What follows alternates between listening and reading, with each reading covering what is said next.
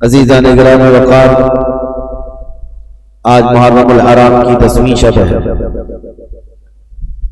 اور یہ شب غریباں بھی ہے۔ اس شب میں تاریخ کی بہت ساری ایسی سچائیاں چھپی ہوئی ہیں کہ جن کو بیان کرنے کے بعد دل رکھنے والے مومن کا کلیجہ منہ کو آ جاتا ہے۔ خاندان رسول صلی اللہ تعالی علیہ وسلم کے نونہالوں کی ایک عظیم تاریخ آج کی رات سے وابستہ ہے، اور ہم نے یہ جو 10 روزہ مجالس سجائی محرم الحرام کی، اس کا خلاصہ آج کی رات ہے۔ کیونکہ ہر سال یہ 10 مجلسیں جو ہوتی ہیں پہلی محرم سے لے کر 10ویں تک، ہم ان میں الگ الگ موضوعات پر گفتگو کرتے ہیں، اور اس سال ہمارا یہ دستور تھا کہ تاریخ اسلام آپ کے سامنے رکھنی تھی، جو رسول کریم صلی اللہ تعالی علیہ وسلم کی بعثت سے پہلے، آپ کے اعلان نبوت سے پہلے سے لے کر جو عرب کے سیاسی، مذہبی، اخلاقی حالات اور پوری دنیا کے حالات اور دنیا کا، عرب کا جغرافیہ آپ کے سامنے رکھا، اور پھر نبی کریم صلی اللہ تعالی علیہ وسلم کی دعوت سے لے کر اسلام کی نشو و نما، ترویج و اشاعت بیان کی گئی۔ اس 10 روزہ مجالس میں پھر آپ نے چاروں خلفائے راشدین کے زمانے اور ان کے زمانوں میں ہونے والی فتوحات اسلامیہ اور عظیم عظیم کارنامے اس سال آپ کو سنائے گئے۔ مقصد میرا یہی تھا کہ تاریخ کی سچائیوں سے آپ کو جوڑ دیا جائے، تاکہ کوئی بھی اسلام کا بدخواہ اور دشمن صحابہ یا دشمن اہل بیت، دونوں میں سے کوئی بھی آئے کٹرواد نعروں سے تمہیں گھبرانے کی اور خوف و دہشت ڈالنے کی کوشش کرتے ہیں۔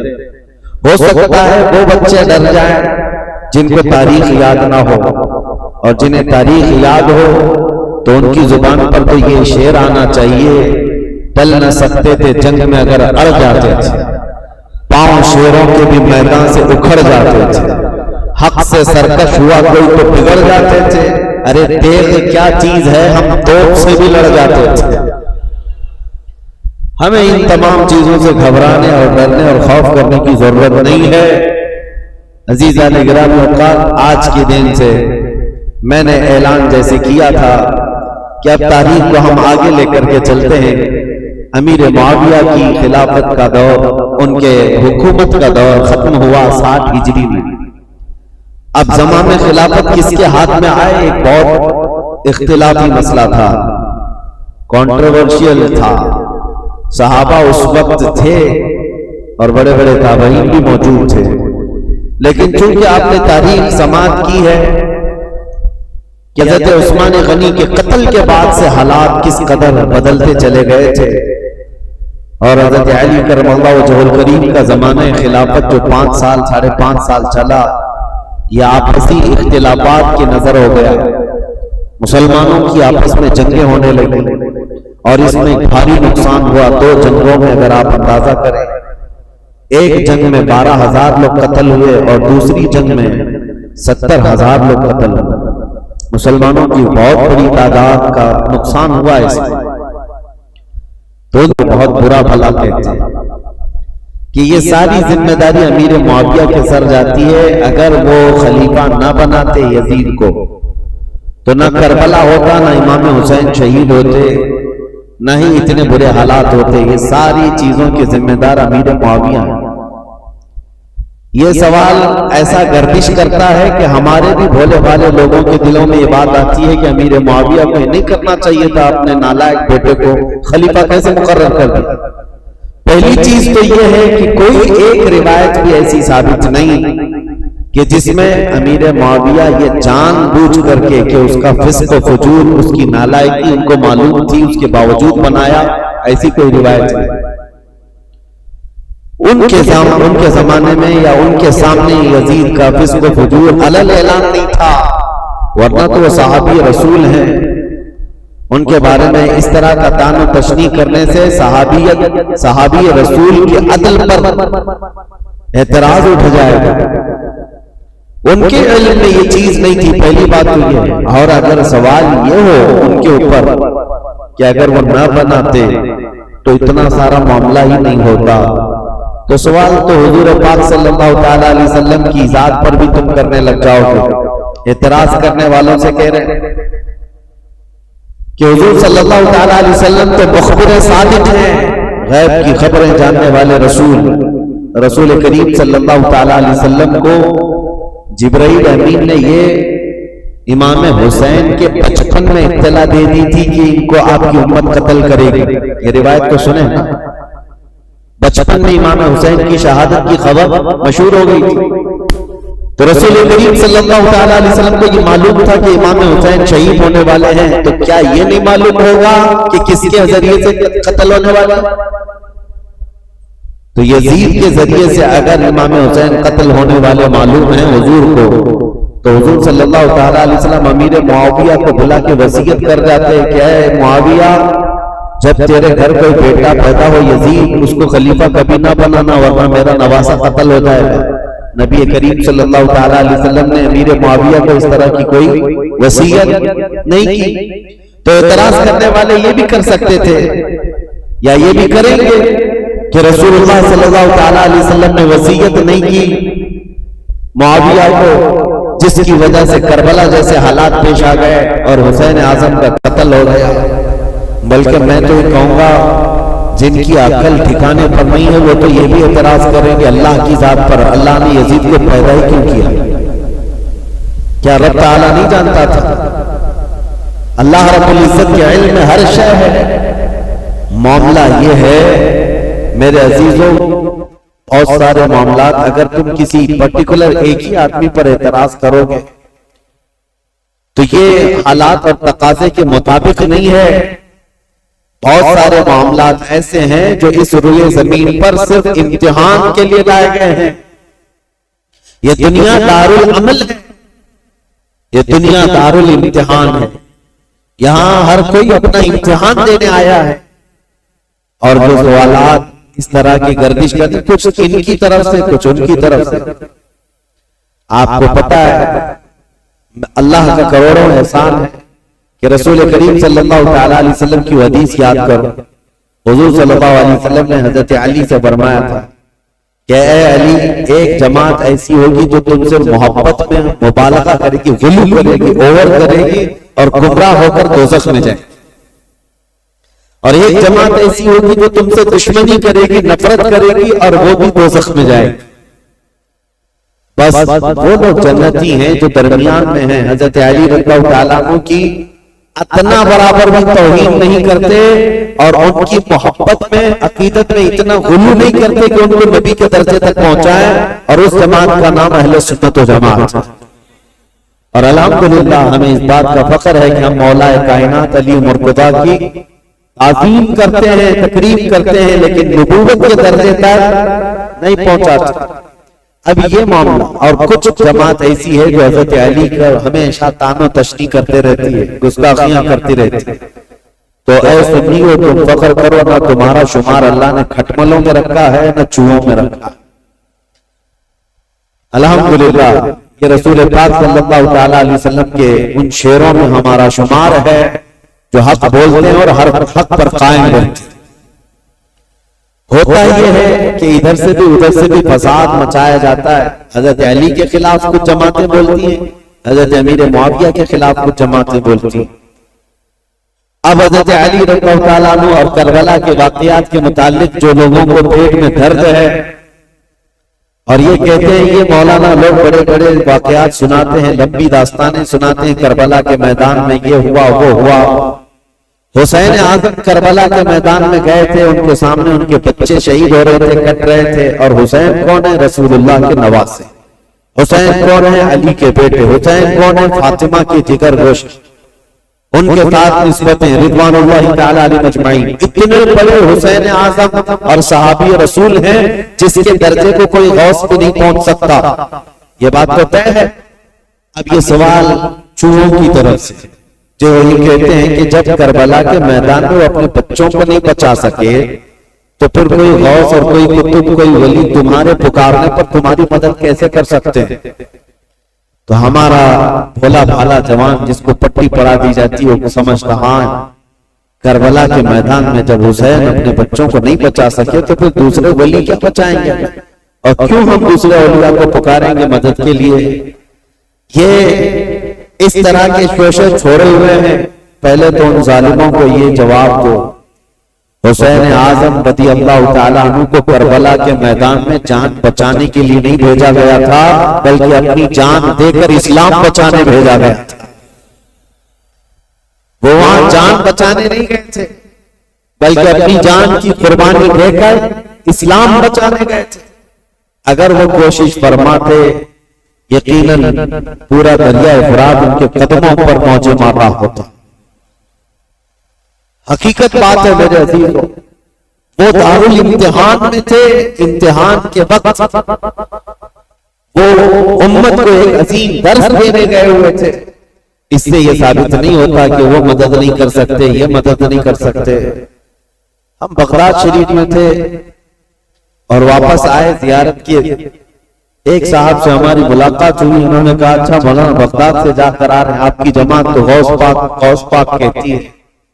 کہا بالکل، کہا وہاں تو اتنے بم برس رہے ہیں، سنا ہے وہاں تو مسلمانوں کا قتل ہو رہا ہے، کتنے تو وہاں پر میزائل داغے جا رہے ہیں۔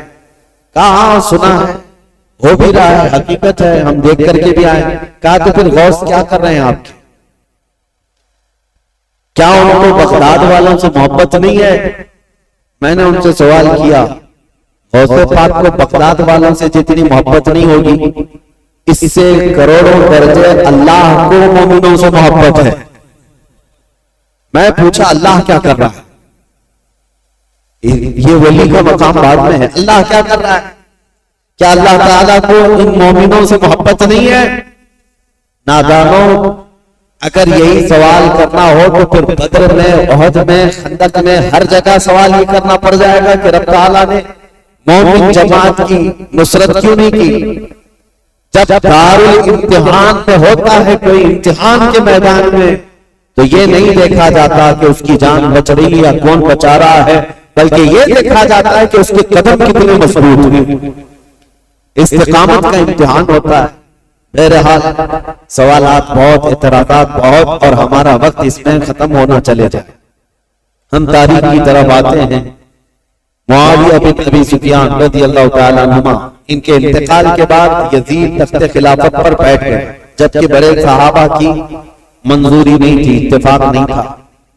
اور جو صحابہ موجود تھے اس میں حضرت عبد الرحمن بن ابو بکر، حضرت ابو بکر صدیق کے بیٹے عبد الرحمن، حضرت عمر کے بیٹے عبداللہ، حضرت زبیر کے بیٹے عبداللہ بن زبیر، یہ بڑے صحابہ اس وقت تھے، اور حضرت حسین ابن علی رضی اللہ تعالیٰ، ان چاروں نے انکار کر دیا تھا کہ یزید کی تولیت یا اس کی خلافت کو ہم تسلیم نہیں کرتے۔ اب مسئلہ یہ ہوا کہ یزید بیٹھتے ساتھ ساری جگہوں پر خط لکھنے شروع کر دیے کہ میری بیعت لے لو، اپنے باپ، میرے باپ نے اعلان کیا ہے اپنے انتقال سے پہلے، لہذا میں امیر المومنین۔ کوفہ میں، بصرہ میں، سب جگہ یزید کی بیعت شروع ہو گئی۔ اب مسئلہ آ جاتا تھا مدینے کا، اور یہ چاروں بڑے صحابہ مدینے میں تھے، تو یزید کو ڈر انہی لوگوں سے تھا کہ یہ چار لوگ اگر منع کر دیے اور انکار کر دیے تو پورے حجاز میں میرا بیڑا غرق ہو جائے، اور ان چاروں میں کوئی ایک بھی کھڑا ہو گیا اپنے خلیفہ ہونے کا اعلان کرتے ہوئے تو آدھی دنیا ان کی طرف مائل ہو جائے گی، اس لیے کہ چاروں بڑی عظمت والے ہیں، ایک صدیق اکبر کا بیٹا، ایک فاروق اعظم کا بیٹا، ایک حیدر کرار کا بیٹا، ایک عبد الزبیر رضی اللہ تعالیٰ عنہ کا بیٹا، تو یہ عشرہ مبشرہ کے بیٹے ہیں اور ان کی نسبتیں بھی بڑی ہیں، اور یزید کہاں، اس کی کون سی نسبت؟ یہ تو حضرت امیر معاویہ رضی اللہ تعالیٰ عنہ کے گھر میں ان کی عمارت کے زمانے میں پیدا ہوا، یعنی جب وہ گورنر تھے اس زمانے میں پیدا ہوا۔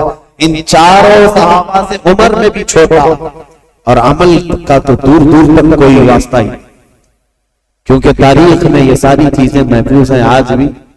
یزید دن رات عیاشی میں مبتلا رہا، کیونکہ اس نے عمارت دیکھی تھی اور مالداری دیکھی تھی، جس کی وجہ سے اس کے فسق و فجور کا سبب بعد میں لوگوں کو پتا چلا جب وہ تخت پر بیٹھا، بندروں کو کھلانا، نچانا، کبوتر بازی کرنا اور باندیوں سے اور غلاموں سے رقص کروانا، یہ ساری چیزیں اس کے ساتھ موجود تھی۔ اب یہ خبریں جب مشہور ہو گئی تو کیا جو رسول اللہ کے صحابہ ہیں ایسے شخص کو امیر تسلیم کر سکتے تھے، جنہوں نے خلفائے راشدین کا زمانہ دیکھا، جو چاروں خلفاء کا زمانہ دیکھے ہوں اور جو خود رسول اللہ کو دیکھے ہوں، تو وہ اس عظیم اسلام کے دامن میں کسی ایسے شخص کو برداشت کر سکتے تھے؟ ہمارا اور تمہارا حال الگ ہے۔ ہم نے ہر طرح کے امیروں کو دیکھا ہے، ہر طرح کے حاکموں کو دیکھا ہے، چوروں کو بھی دیکھا ہے، ڈاکوؤں کو بھی دیکھا ہے۔ ہمارے سامنے کسی نئے لیڈر کو لا کر اس کی تعریف کر دی جائے تو ہو سکتا ہے پھسل جائیں، کیونکہ بروں کو ہی دیکھتے آئے۔ لیکن وہ چار صحابہ جو مدینے میں ہیں، ان کا حال تو ایسا تھا جنہوں نے رسول اللہ کو دیکھا، جنہوں نے صدیق اکبر کا زمانہ دیکھا اور فاروق اعظم کی عدالت دیکھی ہے، عثمان بن عفان کی سخاوت دیکھی اور حیدر کرار کی شجاعت دیکھی ہے۔ یہ خلفائے راشدین کا سنہرا دور دیکھے ہوئے صحابہ، ان کے سامنے کوئی آ کر کے یہ کہے دن رات عیاشی کرنے والا، باندیوں کو نچوانے والا اب مسلمانوں کا امیر المومنین بن گیا ہے، خلیفہ وقت ہے، کیسے تسلیم ہو سکتا ہے؟ ہوا یہ کہ اس نے بلا کر مشورہ لیا۔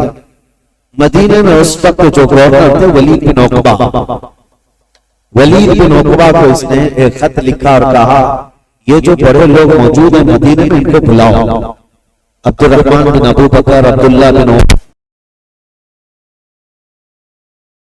کر کے ان کو میری بیعت لے لینا، تم وکیل بن جاؤ۔ ابھی تک حضرت امیر معاویہ کے انتقال کی خبر مدینے نہیں پہنچی تھی، سب جگہ مشہور نہیں ہوئی تھی، تو یزید کا خط آیا ولید بن عقبہ کے ہاتھ۔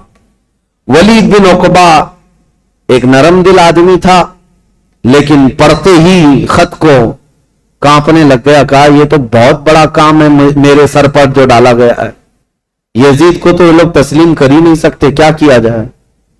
تو وہ ظالم مروان جس کی تاریخ ہے آپ نے سنا، حضرت عثمان ابن عفان کی مہر جس نے چرائی تھی، ان کے قتل کا جو سبب بنا تھا، مروان موجود تھا۔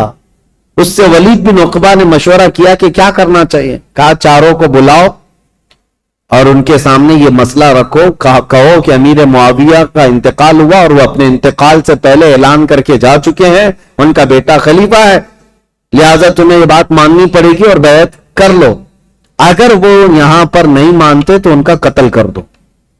مروان نے سیدھے قتل کا مشورہ دیا۔ یہ بڑے ہوئے صحابہ کے متعلق ولید بن عقبہ نے کہا ہرگز میں اپنے ہاتھ کو ان کے خون سے رنگین نہیں کر سکتا۔ پھر بھی اس نے بلوایا، یہ چاروں صحابہ کو جیسی بلایا گیا، حضرت حسین ابن علی رضی اللہ تعالی، اگرچہ مدینے کو خبر نہیں پہنچی تھی حضرت امیر معاویہ کے انتقال کی، لیکن چاروں کو احساس ہو گیا کہ گورنر اگر ہمیں بلا رہا ہے تو یہ ملک شام کی آئی ہوئی کوئی خبر ہے۔ وہ اپنی تیاری سے ہی گئے تھے۔ حضرت امام حسین اپنے چند ساتھیوں کو لے گئے تھے اور کہا میں اندر جا رہا ہوں، اگر آواز بلند ہو جائے تو تم آ جانا اور پھر معاملات طے کیے جائیں گے۔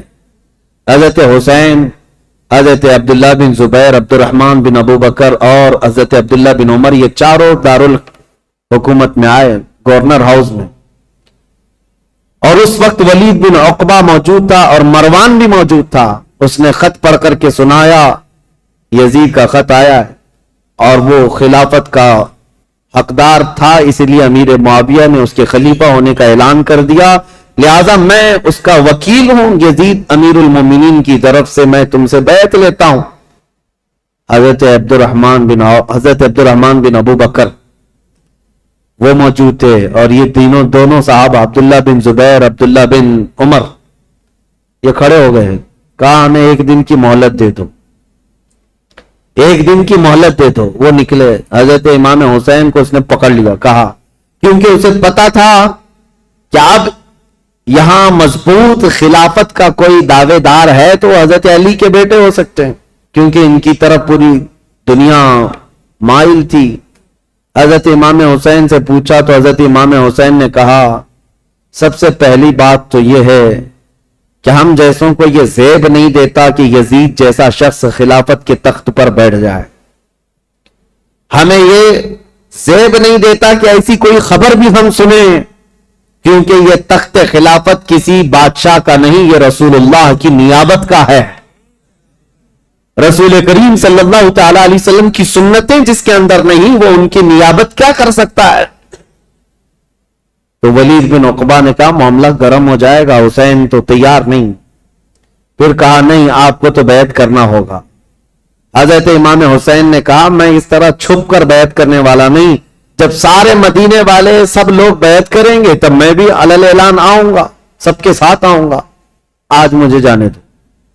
ولید بن عقبہ نے ان کو بھی جانے دیا. ٹھیک ہے. جیسے ہی یہ گئے مروان بن حکم کھڑا ہوا اور کہا ولید بن عقبہ کو، کہا کہ تو نے بہت بڑا موقع گنوا لیا. آج ان کو قتل کر دینے کا سب سے بہترین موقع تھا، تو گنوا لیا، اور تو آج ان سے بیعت نہیں لے سکا. مروان کہہ رہا ہے دیکھ لینا زندگی پر اب تجھے حسین سے بیعت کبھی نہیں مل سکی. ایک بار وہ یہاں سے جا چکے ہیں، حسین کبھی بھی بیعت نہیں کر سکتے. تیرے لیے اچھا موقع تھا. ولید بن عقبہ نے کہا میرے لیے ساری دنیا آ جائے لیکن میں حسین کے خون سے اپنا ہاتھ رنگین نہیں کر سکتا، اس لیے کہ وہ رسول اللہ کی قرابت دار نواز ہیں. تو مروان بن حکم نے ولید بن عقبہ کی شکایت لکھ کر کے بھیجی یزید کے پاس کہ اس کی نرم دلی کی وجہ سے یہ چاروں چلے گئے. اور ہوا کیا، عبداللہ بن زبیر اور عبداللہ بن عمر رات کے وقت ہی اپنا سامان لیے اور مکہ چلے گئے. مدینہ طیبہ چھوڑ کر چلے گئے کہ دوسرے دن پھر یہ گورنر بلائے گا اور زبردستی کرے گا. لیکن مکہ میں جائیں گے تو حرم پاک میں خانہ کعبہ کے اطراف کوئی کسی کو زور زبردستی نہیں کر سکتا جو حرم میں جائے گا. جنگ بھی حرام ہے، قتل و قتال بھی حرام ہے. تو یہ صحابہ وہاں چلے گئے اور وہاں جا کر انہوں نے پناہ لی. اب امام حسین مدینہ میں تھے. دوسرا دن آیا تو پھر دوسرے دن پھر اس نے بلایا ولید بن عقبہ نے کیا ہو. امام حسین رضی اللہ تعالیٰ عنہ نے آج پھر کہا کہ نہیں، میں اس بیعت کے لیے راضی نہیں ہوں اور مجھے زور زبردستی نہ کیا جائے. ولید بن عقبہ نے کہا اے حسین ابن علی، میں آپ کی تعظیم کرتا ہوں، آپ کی عزت کرتا ہوں، لیکن میرے اوپر ملک شام کا حکم آیا ہے، پریشر میں ہے، میرے اوپر دباؤ ہے. لہذا ایک ہی راستہ ہے کہ آپ یا تو میرے اس شہر میں یا حدود میں نہ رہیں جہاں میری گورنری ہے، یا تو بیعت کر لیجیے. امام حسین نے کہا میں شہر تو چھوڑ دوں گا لیکن بیعت نہیں کروں. اور کون سے شہر چھوڑنے کی بات؟ مدینۃ الرسول. امام حسین اپنے خاندان والوں کو آ کر بتاتے ہیں، اور امام حسین نے اہل بیت کے گھرانے میں یہ بات بتائی کہ آج ہمارے لیے ایسی حالت آ گئی ہے، مدینے میں رہنا ہے تو ہمیں اس کی بیعت قبول کرنا ہوگا اور اس کو امیر المومنین تسلیم کرنا ہوگا، یا تو پھر مدینے سے باہر نکل کر جیسے میرے دو بھائی مکہ چلے گئے، عبداللہ بن زبیر اور عبداللہ بن عمر، اسی طرح مجھے بھی مکہ حرم کعبہ میں جانا ہوگا. اہل بیت کا بچہ بچہ کہنے لگا رسول کریم صلی اللہ تعالی علیہ وسلم کا شہر چھوٹ رہا ہے، اے امام علی مقام، اس کو گوارا کر لیں گے لیکن رسول اللہ کی شریعت چھوٹ جائے یہ گوارا نہ کریں. حضور کے شریعت پر اور اسلام کی تاریخ میں ایسا کوئی دھبا آ جائے یہ گوارا نہ ہو. میں آپ کو بتاتا ہوں یہ مسئلہ کتنا اہم تھا. ظالموں کو پتہ نہیں جو اوپر اوپر کی تاریخ پڑھتے ہیں اور بک بک کر کے ٹی وی میں چلے جاتے ہیں کہ امام حسین نے خواہ مخواہ اپنے بچوں کو جھونک دیا کربلا کے میدان میں اور یہ سیاسی جنگ تھی نعوذ باللہ. اور بعض یہ کہتے ہیں کہ خروج کیا، خروج کا مطلب ہوتا ہے بغاوت کیا. جب ایک امیر المومنین ہو گیا تھا، خلیفہ وقت ہو گیا تھا، تو امام حسین بغاوت کر کے کیوں گئے؟ اس طرح کے جو اعتراضات کرتے ہیں ان ظالم ناعاقبت اندیشوں کو خبر تک نہیں ہے تاریخ کی سچائیاں، انہیں معلوم بھی نہیں ہے. یہ ہو سکتا ہے یزید کی ذریت کے لوگ ہوں یا یزید کے مشاغل اور اس کے کاموں سے اتفاق رکھتے ہوں، اسی لیے اس کو آج بھی رضی اللہ عنہ لکھتے ہیں. آج بھی ایسی قوم موجود ہے ایک طرف رسول اللہ کا پورا گھرانہ ہے. کیا امام حسین جن کو رسول کریم صلی اللہ تعالی علیہ وسلم نے اپنی گود میں رکھ کر پالا ہو، بلکہ سیدنا ابو ہریرہ سے یہ روایت ہے کہ حضور صلی اللہ تعالی علیہ وسلم امام حسین کا لعاب پاک، امام حسین کا لعاب تھوک خود حضور صلی اللہ علیہ وسلم اس طرح چوستے تھے. حدیث کے الفاظ ہیں کہ یمتص رسول اللہ صلی اللہ تعالی علیہ وسلم لعاب الحسین کما یمتص التمر. حسین کا لعاب رسول اللہ ایسے چوستے جیسے کوئی کھجور چوس رہا ہو. جس کے حلق میں نبی کریم صلی اللہ تعالی علیہ وسلم کا لعاب پاک گیا ہو، کیا وہ ناحق فیصلہ کرے گا؟ کیا وہ زور زبردستی رسول اللہ کے خاندان کو جنگ کے میدان میں جھونک دے گا؟ بات اتنی تھی کہ امام حسین کی نگاہیں بہت دور تک دیکھ رہی تھی، آج تک دیکھ رہی تھی. اسی لیے کسی شاعر نے کہا ہے کہ نہ پوچھ وقت ان بے کتاب اور ان بے زبان کتابوں سے، نہ پوچھ وقت ان بے زبان کتابوں سے، جب اذان ہوتی ہے تو سمجھ حسین زندہ ہے. ان اذانوں کو زندہ رکھنے میں اور اماموں کو زندہ رکھنے میں حسین کا نام ہے. حسین کی نگاہ، حسین ابن علی رضی اللہ تعالیٰ عنہ کی نگاہ یہاں تک دیکھ رہی تھی. مسئلہ اتنا نہیں تھا خلافت کا، بلکہ میں تو کہتا ہوں ہر آدمی کے پاس جب یہ آپشن رکھ دیے جائیں کہ آپ کے بچے محل میں رہیں گے، آپ کا فیوچر حسین ہے، وزارت ملے گی، سب کون چھوڑتا ہے؟ اگر امام حسین مان لیتے، جانتے ہو یزید کتنی خاطر مدارات کرتا، امام حسین کے لیے بہت بڑا مقام رکھتا، ان کے لیے نذرانے، وظیفے اور ان کے گھرانے کے لیے شاہانہ انداز میں سارے انتظامات رکھتا. کیونکہ جس سے خطرہ تھا جب وہ اس کے مطیع و فرمان بردار ہو جاتے تو حسین ابن علی رضی اللہ تعالیٰ عنہ کے لیے یزید خزانے کھول دیتا. اور یہ امام حسین کو معلوم تھا کہ میرے مان لینے سے یزید تو میرے لیے خزانے کھول دے گا. لیکن امام حسین کی نگاہیں بہت دور تک دیکھ رہی تھی، آج تک کے لیے دیکھ رہی تھی. آج میں آپ سے پوچھتا ہوں میرے عزیز، یہ مسلح امامت ہے. نماز پڑھنے والے جیسے بھی ہوں، مقتدی ہزار قسم کے آتے ہیں، کوئی داڑھی چلا، کوئی ٹوپی کے بغیر، کوئی پتہ نہیں کیا کیا چیزیں کیا ہوا، سب آتے ہیں، ان کو کوئی نہیں پوچھتا. لیکن امامت کے مسلح پر جو کھڑا ہے اس کے اوپر سے نیچے تک ساری چیزیں دیکھتی ہے آج بھی قوم. اگر کوئی شخص چوری میں مشہور ہو جائے تو میں آپ سے کہتا ہوں کیا چور کو آپ اپنا امام بنا لیں گے مسجد کا؟ کسی کا زنا مشہور ہو جائے تو کیا آپ اس کو امام بنا لیں گے؟ نہیں. آپ یہ کہیں گے میں جیسا تیسا ہوں لیکن امام نہیں. امام ایسا نہیں. چور، ڈاکو اور لٹیرا ہم امام نہیں بناتے. میرے عزیزو، یہ جو تمہارے اندر فکر ہے یہ حسین ابن علی کی دی ہوئی ہے، یہ صدقہ ہے امام علی مقام کا، احسان ہے ان کا پوری دنیا میں. انہوں نے یہ چھاپ چھوڑی ہے کہ ہم آج مسجد کے اس مصلے کے لیے بھی پرہیزگار ڈھونڈتے ہیں اور شریعت کا پابند ڈھونڈتے ہیں. اگر امام حسین اس وقت یہ کر جاتے، یزید کے ہاتھ میں دے کر بیعت کر لیتے، تو آج کوئی بھی اس بات کو دلیل بنا لیتا، میاں آپ فلاں امام پر اعتراض کر رہے ہیں، رسول اللہ کے نواسے نے امام مان لیا تھا شرابی کو، تو ہم کیوں نہیں امام بنا سکتے؟ ہر ایک کے لیے دلیل بن جاتی. اسی لیے میرے عزیزو، خالی وہ وقتی جنگ نہیں تھی، قیامت تک کے لیے فیصلہ تھا، قیامت تک کے لیے دلیل بننے والا تھا ان کا عمل. اسی لیے امام حسین کو بہت بڑا فیصلہ لینا پڑا، بہت بڑا فیصلہ لینا پڑا. اگر میرے نکلنے سے صرف میرے گھر کا ہی مسئلہ تھا تو یہ الگ بات ہے، لیکن میرے نکلنے سے آنے والی نسلوں کے لیے بھی ہے تو مجھے 1000 بار سوچنا پڑے گا. امام حسین کے سامنے یہ چیلنج تھا کہ وہ رسول اللہ کے نواسے، جن کے لیے میرے آقا نے یہ فرمایا حسین منی وانا من الحسین، حسین مجھ سے ہے اور میں حسین سے ہوں. اس کا مطلب یہ ہے رسول اللہ کی شریعت حسین سے ہے، رسول اللہ کا دین حسین سے ہے. تو جب امام حسین سے پورا دین وابستہ ہے تو پھر امام حسین کو بہت سوچ کر کے قدم اٹھانا تھا. ظالموں خالی صرف اتنا بک بک کہہ دینا کہ وہ خواہ اپنے خاندان کو میدان جنگ میں جھونک دیے اور سیاسی جنگ کی یا بغاوت کیا، اپنی آخرت خراب کرتے ہو، اپنی آخرت برباد کرتے ہو. تمہیں خبر بھی نہیں ہے. تمہارے ساتھ اگر ایسے معاملات آ جائیں تب پتا چلے گا. دین کی تھوڑی بہت بھی سوجھ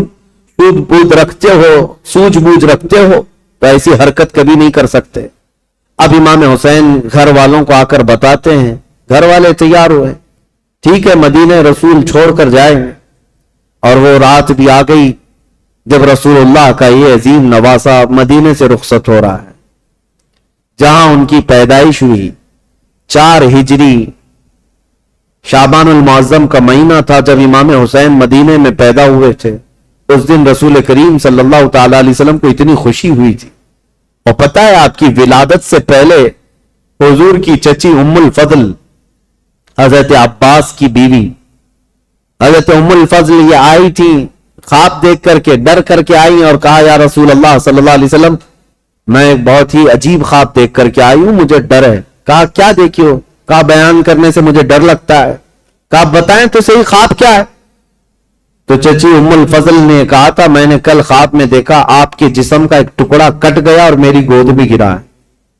حضور نے فرمایا گھبرانے کی ضرورت نہیں، فاطمہ کے گھر بیٹا پیدا ہوگا اور وہ پرورش کے لیے تمہاری گود میں ڈالا جائے گا. اور فاطمہ کا بیٹا میرے جسم کا ٹکڑا ہے. جو رسول کریم صلی اللہ تعالی علیہ وسلم نے جس کو اپنے جسم کا ٹکڑا کہا وہ مدینے میں پروان چڑھا ہے اور مدینے میں آنکھیں کھولی ہیں، خطبہ رسول کو سنا ہے. حسین پرورش ہے صحابہ کی جھرمٹ میں.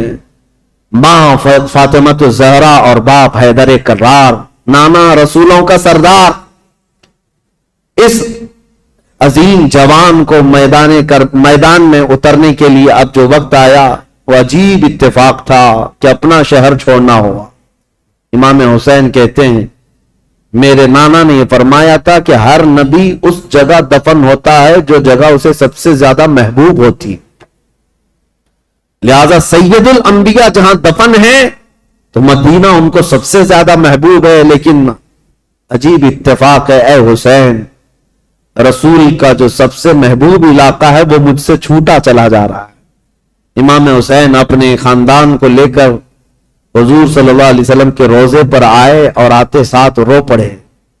کہا نانا جان یہ وہی شہر ہے جہاں میں آپ کے کندھوں کی سواری کرتا تھا. یہاں کے در و دیوار گواہ ہیں اور یہاں موجود لوگ بھی گواہ ہیں کہ آپ سے جو میری محبت تھی یا مجھ سے جو آپ کی محبت تھی اس کے قصے مشہور ہیں. لیکن آج میں مدینے سے رخصت ہو رہا ہوں اس لیے نہیں کہ مجھے کوئی جائیداد بنانی ہے، صرف اس لیے کہ آپ کے دین پر کوئی آنچ آنے نہ پائے. امام حسین حضور اکرم صلی اللہ تعالی علیہ وسلم کے روضہ اطہر سے اجازت لیتے ہوئے نکلے تھے. مدینے والے کہتے ہیں وہ عجیب سما تھا کہ مدینے والے دیکھتے رہ گئے.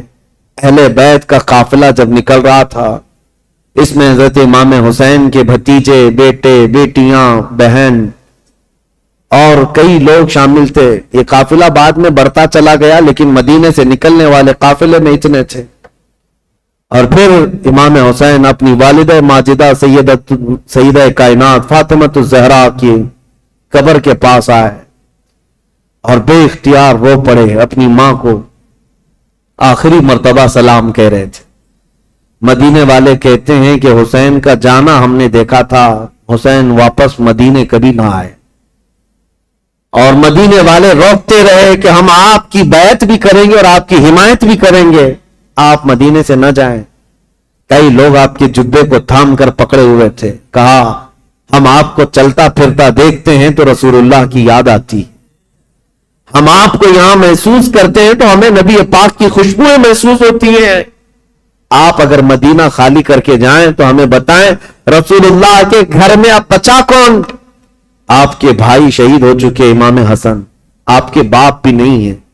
رسول اللہ کے گھر کی ایک نشانی آپ ہیں اور آپ جا رہے ہیں اور اپنی اولاد کو بھی لے جا رہے ہیں. کیا مدینہ رسول اللہ کے گھر سے خالی ہو جائے گا؟ اگر رسول اللہ کا گھر یہاں نہیں ہے تو پھر کس کا گھر رہے گا؟ مدینے والوں کی وہاں پر جو بےتابی تھی، آہو فغاں تھے، یہاں تک کہ وہ لوگ لڑنے کو تیار ہوئے اور تلواریں نکال چکے تھے. کہا حسین ابن علی ہماری تلواریں ہیں آپ کے ساتھ ہیں، اللہ کا واسطہ دیتے ہیں آپ نہ جائیں. امام حسین نے ایک ہی جملہ کہا، میں رہ تو جاؤں گا تمہاری باتوں پر، لیکن کل کو جو عیاش لڑکا بیٹھا ہوا ہے تخت خلافت پر یعنی یزید، یہ مقابلے کے لیے مدینہ بھی فوج بھیج دے گا اور حرم رسول کو میں مسلمانوں کے خون سے رنگین نہیں کر سکتا. نبی پاک کا شہر میری وجہ سے خون آلود ہو جائے، مجھے یہ گوارا نہیں. میں میرے نبی پاک کے شہر کا حد درجہ احترام کرتا ہوں، مجھے جانے دو. یہ قافلہ مدینے والوں کی آنکھوں سے اوجھل ہو گیا. مدینے والے کہتے ہیں راتوں کی نیند غائب ہو گئی، ہمارا چین و سکون غرق ہو گیا. ہم اہل بیت کے اس گھر پر آتے تھے جو رسول اللہ کے حجرے سے لگا ہوا تھا، جہاں کبھی سیدہ کائنات فاطمہ الزہرا رہا کرتی تھی. حضرت فاطمہ کا وہ مکان جو آج رسول اللہ کی جالیوں کے اندر آ گیا ہے.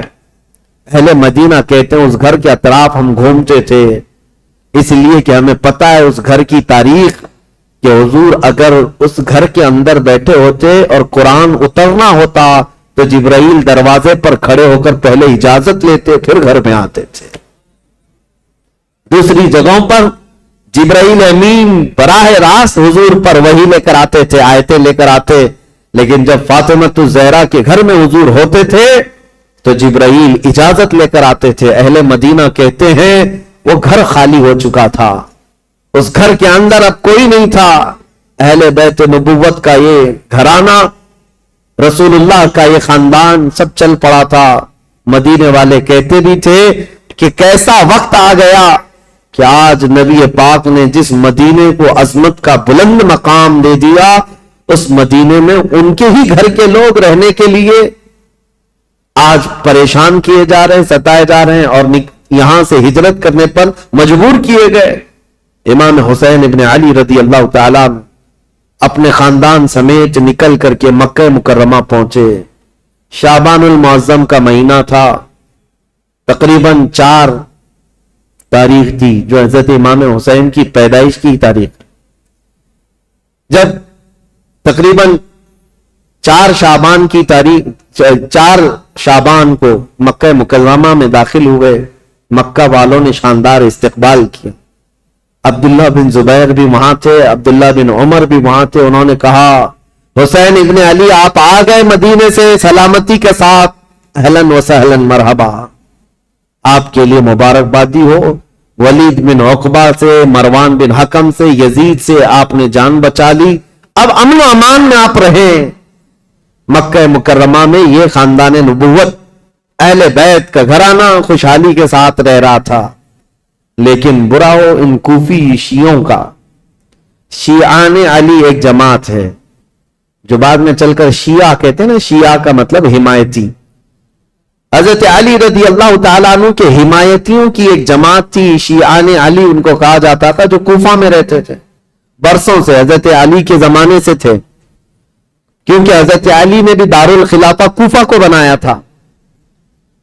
اور حضرت علی کے بعد امام حسن بھی وہاں رہے کوفہ میں، اور اس کے بعد وہ ہجرت کر کے مدینے چلے گئے، تب پھر امام حسین بھی گئے تھے. تو کوفہ والوں کا تعلق حضرت علی کے گھرانے سے پہلے سے تھا. اور امام حسین کی یہ تاریخ میں آپ کو بتاتا ہوں کہ جب امیر معاویہ یعنی حکومت کر رہے تھے، اس وقت بھی کوفہ والے امام حسین کو خط لکھ کر بلا رہے تھے کہ امیر معاویہ کو معزول کر دیتے ہیں، آپ آ جائیں. امام حسین نے منع کیا، کہا کہ میں پھر سے وہ عظیم جنگیں دیکھنا نہیں چاہتا ہوں جو میرے باپ کے زمانے میں ہوئی ہیں. تو حضرت امام حسین گئے نہیں. امیر معاویہ کے زمانے سے کوفہ والے خط لکھ رہے تھے، آپ آ جائیے.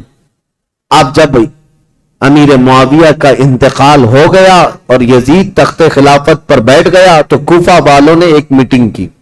کوفہ عراق کا ایک شہر ہے، عراق میں آج بھی وہ شہر موجود ہے، اور جتنے اہل بیت سے محبت کرنے والے لوگ تھے سب جمع ہوئے اور میٹنگ کیا. اور وہ ایک شخص کے گھر میں میٹنگ ہوئی جس کا نام مسلم بن سرد بتایا گیا ہے. اور وہ شخص سارے لوگوں کو جمع کر کے کہتا ہے دیکھو امیر معاویہ کا تو انتقال ہو گیا اور یزید بیٹا ہے، تم سب کی رائے کیا ہے؟ کیا علی کے بیٹے حسین خلافت کے سب سے زیادہ حقدار نہیں ہیں؟ کوفہ والوں نے ایک زبان ہو کر کہا ہاں، رسول اللہ کے نواسے علی ابن ابی طالب کے بیٹے، ان سے زیادہ حقدار کون ہے؟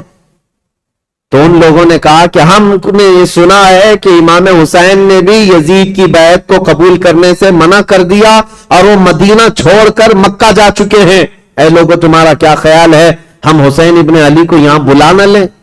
ہم کوفہ بلا لیتے ہیں اور یہاں بلا کر ان کی خلافت کو تسلیم کرتے ان کے ہاتھ میں بیعت کر لیں گے، اور پھر دھیرے دھیرے پورا حجاز امام حسین کے ہاتھ پر بیعت کر لے گا، پورا عرب بیعت کر لے گا اور یزید کو ہم اتار دیں گے تخت خلافت سے۔ تو کوفہ والے اس بات پر سب اتفاق، اور پھر سارے لوگوں نے مل کر کے خط لکھا امام حسین کے نام پر۔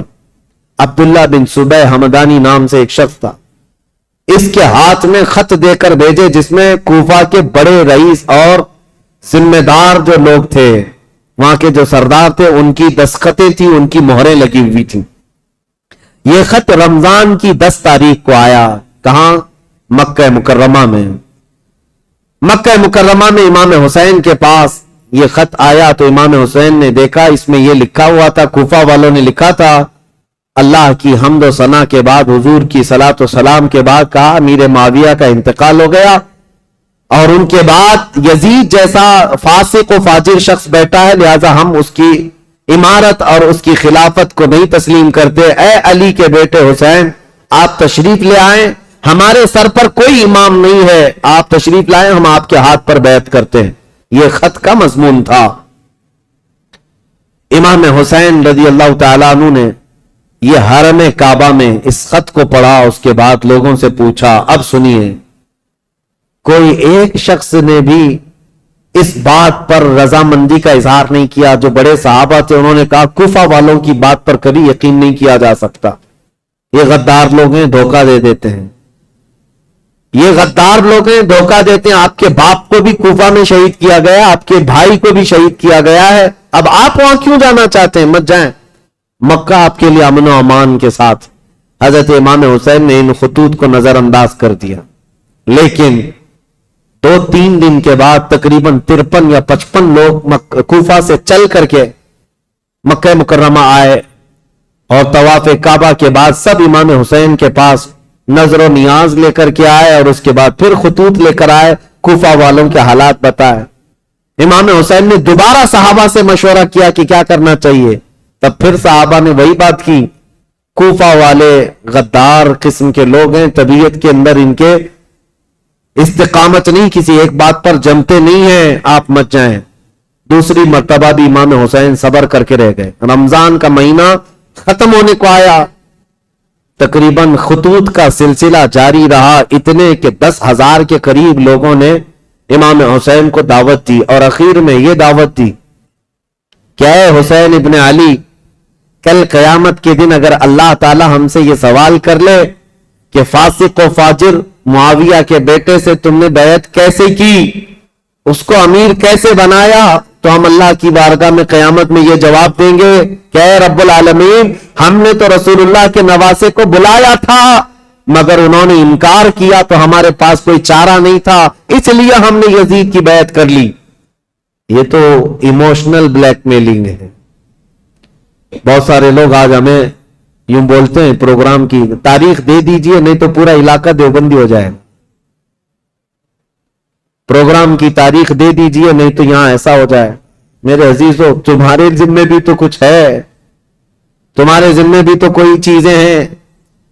امام حسین نے اس خط کو پڑھنے کے بعد پھر سارے لوگوں سے مشورہ کیا، اور اس کے بعد کہا اب میرے لیے اتمام حجت کرنی ہوگی، یعنی مجھے تو جانا ہی ہوگا کیونکہ انہوں نے قیامت کا واسطہ دے دیا ہے۔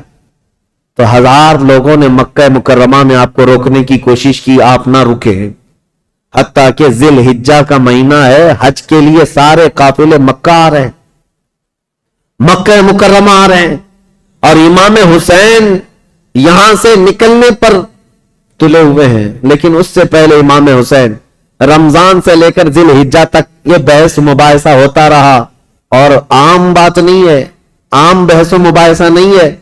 عبداللہ بن زبیر جو صحابی ہے نا، امام حسین کی جماعت کے ساتھ لڑنے کو بھی آ گئے تھے۔ یہ محبت کی لڑائی ہے، دشمنی کی نہیں، کہ میں تمہیں مکہ سے باہر جانے نہیں دوں گا، اس کے لیے وہ تلوار نکال کر کھڑے ہو گئے تھے۔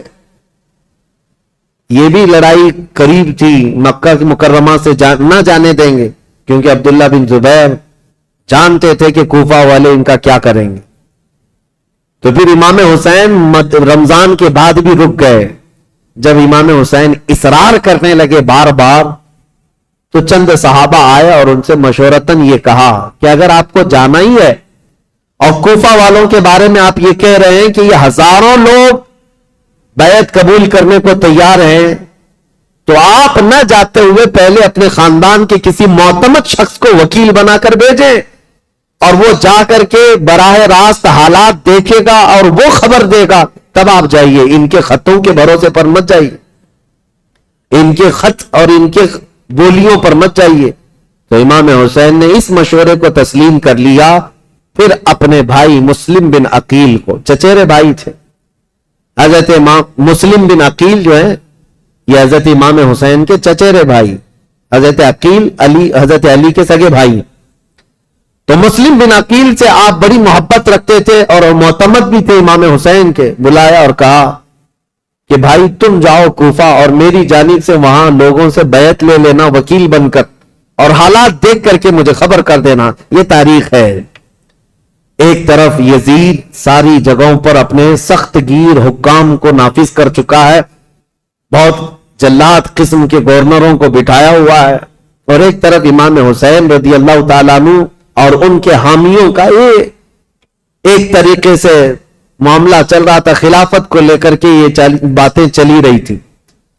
تو حضرت امام حسین نے جب اپنے بھائی امام مسلم کو بھیجا تو وہ نکلے کوفہ کے لیے، اور جب وہ کوفہ جا رہے تھے تو تاریخ میں موجود ہے امام مسلم بن عقیل کے دو چھوٹے بچے محمد اور ابراہیم بھی ساتھ ہو گئے، کیونکہ وہ باپ کے بغیر رہتے نہیں تھے۔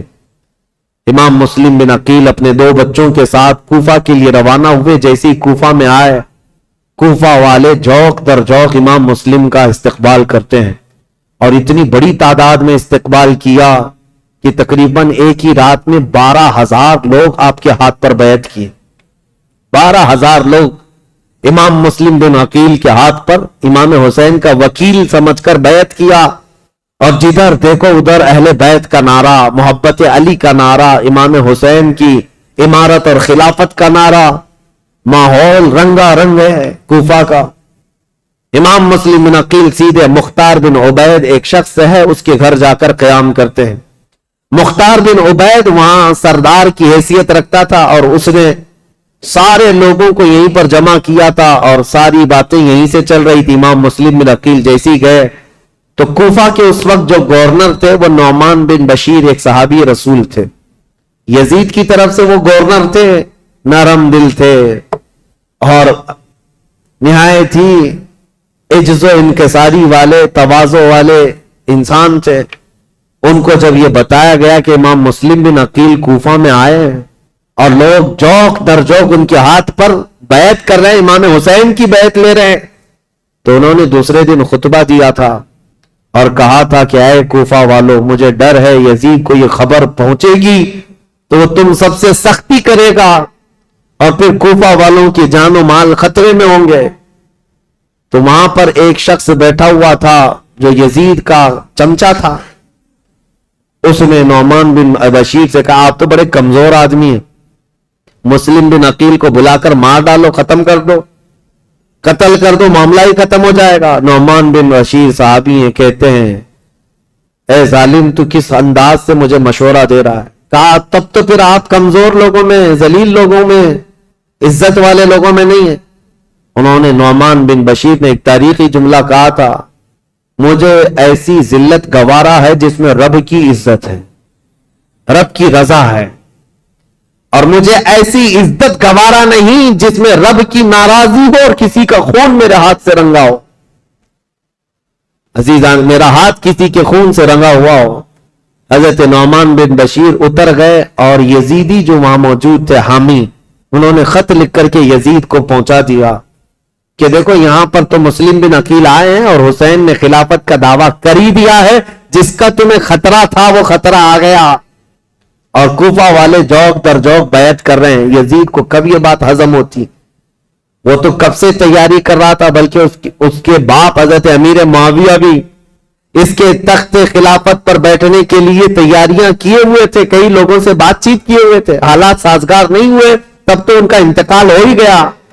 یزید زور سے طاقت سے کئی لوگوں کو اپنا ہم نوا بنا رہا تھا، اور جب اسے پتا چلی گیا جس بات کا مجھے خطرہ تھا وہ خطرہ تو آ ہی گیا کہ خلافت کا دعوے دار علی کا بیٹا ہو سکتا ہے، اسے خطرہ تھا، اور حضرت امام حسین کی خلافت کا کوفہ والوں نے پہلے ہی اعلان کر دی، ابھی امام حسین نے اعلان نہیں کیا، کوفہ والوں نے یہ اعلان کر دیا اور اپنے ہاتھ سے سب لوگوں نے بیعت کرنا شروع کر دیا تھا۔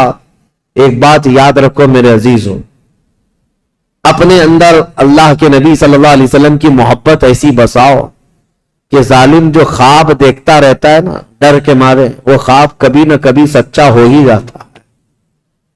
ہاں مجھے یہ بات یاد آتی، یزید جیسے ڈرتا تھا، ہر دن ڈر کے سوتا تھا کہ کہیں سے کوئی خلافت کا دعوے دار اٹھے گا تو میری کرسی ہلا دے گا، اور اس کو پتا چلا جیسے ہی حضرت امام حسین اٹھ گئے تو اس دن وہ اپنا ماتھا مارنے لگا اور لوگوں سے کہا کہ دیکھو جس کا ڈر تھا وہی ہو گیا۔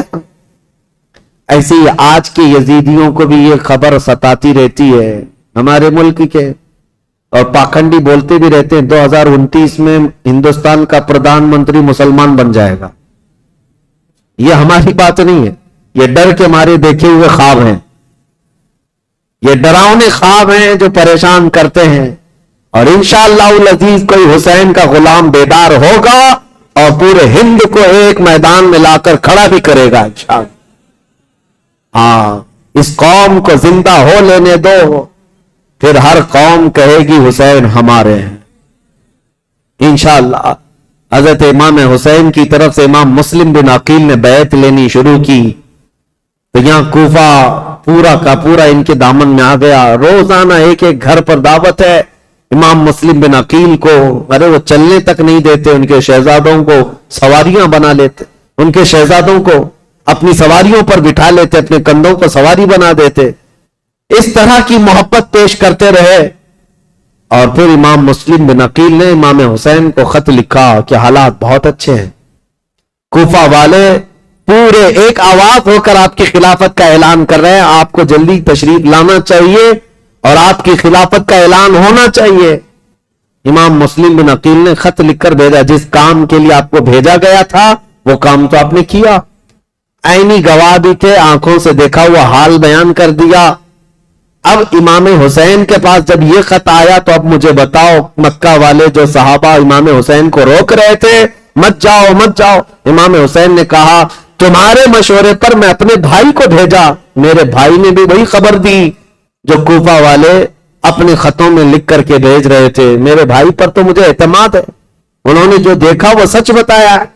یہ خط تو آیا لیکن یزید کے ہاں سے جو معاملات سنگ دل کے بدلے اس طرح کہ اس نے مروان بن حکم کو بلایا اور پوچھا کہ یہ اس فتنے کو کیسے ختم کریں، یہ بغاوت کو کیسے سرو کریں۔ تو اس نے مشورہ دیا کہ نعمان بن بشیر یہ کمزور دل آدمی ہے، نرم دل آدمی ہے، اس کو اتار دو، حالانکہ صحابی رسول تھے، کہا اس کو اتار دو۔ اور عبید اللہ ابن زیاد یہ ایک نہایت ہی ظالم قسم کا جلاد آدمی تھا، اس کی ماں کے متعلق ہی مشہور تھا کہ زنا کرتی یا کرواتی رہی جس سے پیدا ہوا، اور اس کی ظلم کی داستانیں لوگوں میں مشہور تھی۔ یہ بصرہ کا گورنر تھا۔ یزید نے فوراً لیٹر لکھ کر بھیجا کہ یہاں سے عبید اللہ بن زیاد سیدھے کوفہ جائے اور وہاں کے حالات کو اپنے ہاتھ میں کنٹرول کرے۔ عبید اللہ بن زیاد جیسے ہی یزید کا خط آیا وہ کوفہ نکلا، کوفہ جب گیا تو بھیس بدل کر کے آیا، چہرے پر نقاب ڈال کر کے مدینے کی طرف مکہ کی طرف سے جو راستہ آتا ہے اس راستے سے کوفہ میں آیا کیونکہ کوفہ والے روز اس انتظار میں تھے کہ حیدر کرار کے شہزادے امام حسین تشریف لانے والے، رسول اللہ کے بیٹے کوفہ میں آنے والے، روز انتظار میں تھے کیونکہ امام مسلم نے خط لکھ کر کے بھیج دیا ہے، اب وہ آنے والے۔ تو ابن زیاد یہی دھوکہ دیتے ہوئے اسی راستے سے آیا کہ کوفہ والے یہ سمجھیں کہ حسین ابن علی آئے، اور کوفہ والے وہی سمجھے، خوب نعرے لگائے مرحبا بک یا ابن رسول اللہ، اے رسول اللہ کے شہزادے مرحبا مرحبا، آپ آ گئے ہمارے کوفہ میں۔ یہ ظالم کچھ بھی نہیں جواب دیتا تھا، پردہ ڈالے ہوئے جلوس میں چلتا رہا اونٹنی پر بیٹھ کر، اور جب دارالخلافہ پہنچا یا گورنر ہاؤس پہنچا تو وہاں پہنچتے ہی گورنر ہاؤس میں اندر گیا، دروازہ بند کیا، چھت پر کھڑے ہو کر پھر خطبہ دیا اور کہا ہے لوگوں، یہ علی بن ابی طالب کا بیٹا حسین نہیں، میں عبید اللہ بن زیاد یزید کی طرف سے نیا گورنر بن کر آیا ہوں، نعمان بن بشیر کو معزول کیا جاتا ہے، آج سے کوفہ کے سارے معاملات میرے ہاتھ میں ہوں گے۔ کوفہ والے جو استقبال کرنے کے لیے آئے تھے ان کو سخت ترین خطبہ دیا، کہا ہے لوگوں سنو، جو سختی کرے گا اس کے ساتھ ہم سختی کریں گے، اور جو یزید کی بیعت کو انکار کرے گا ہم اس کو قتل کریں گے، باغیوں میں اس کا شمار ہوگا، اور جو کسی باغی کی حمایت کرے گا ہم اس کے ساتھ بھی سختی کا معاملہ کریں گے۔ اس کا پہلے ہی دن یہ جو خطبہ سنا لوگوں نے بہت ہی بیزاری کا اظہار کیا، برہمی کا اظہار کیا، لوگ چلے گئے۔ اب امام مسلم بن عقیل کے حالات اب بدلنے کو آ گئے، کوفہ والے بس گیدڑ بھپکی سے ڈر گئے، عبید اللہ بن زیاد کے ایک خطبے سے ڈر گئے، اور اس کے بعد دوسرے دن عبید اللہ بن زیاد نے کیا کیا، کوفہ کے جتنے قبیلے تھے، خاندان تھے، ان خاندانوں کے جو بڑے لوگ تھے، خاندان کا جو بھی رئیس ہوتا، ان سب کو اپنے گورنر ہاؤس میں بلایا، اور بلا کر کے اتنا سخت ڈرایا اور کہا تم میں سے کوئی بھی اگر مسلم بن عقیل کو اپنے گھر میں پناہ دیا یا دیتا ہوا نظر آیا تو میں تمہاری پھانسی کا پھندا یہیں پر لٹکاؤں گا، اور اس کے بعد تمہارے لیے وہ عبرتناک سزا ہوگی، اس لیے کہ یزید امیر المومنین کی طرف سے مجھے یہ آرڈر ہے۔ ایسے سخت احکامات دیا، اور اس کے بعد کوفہ والوں کو ڈرایا یہ کہہ کر کے کہ یزید کی طرف سے 30,000 کی فوج آ رہی ہے جو کوفہ کی اینٹ سے اینٹ بجا دے گی۔ سارے سردار ڈر گئے، جتنے قبیلوں کے آقا تھے ان کے جو رئیس تھے وہ ڈر کے مارے چھپ گئے، اور حضرت امام مسلم بن عقیل کو آ کر یہ معاملات کی خبر دی۔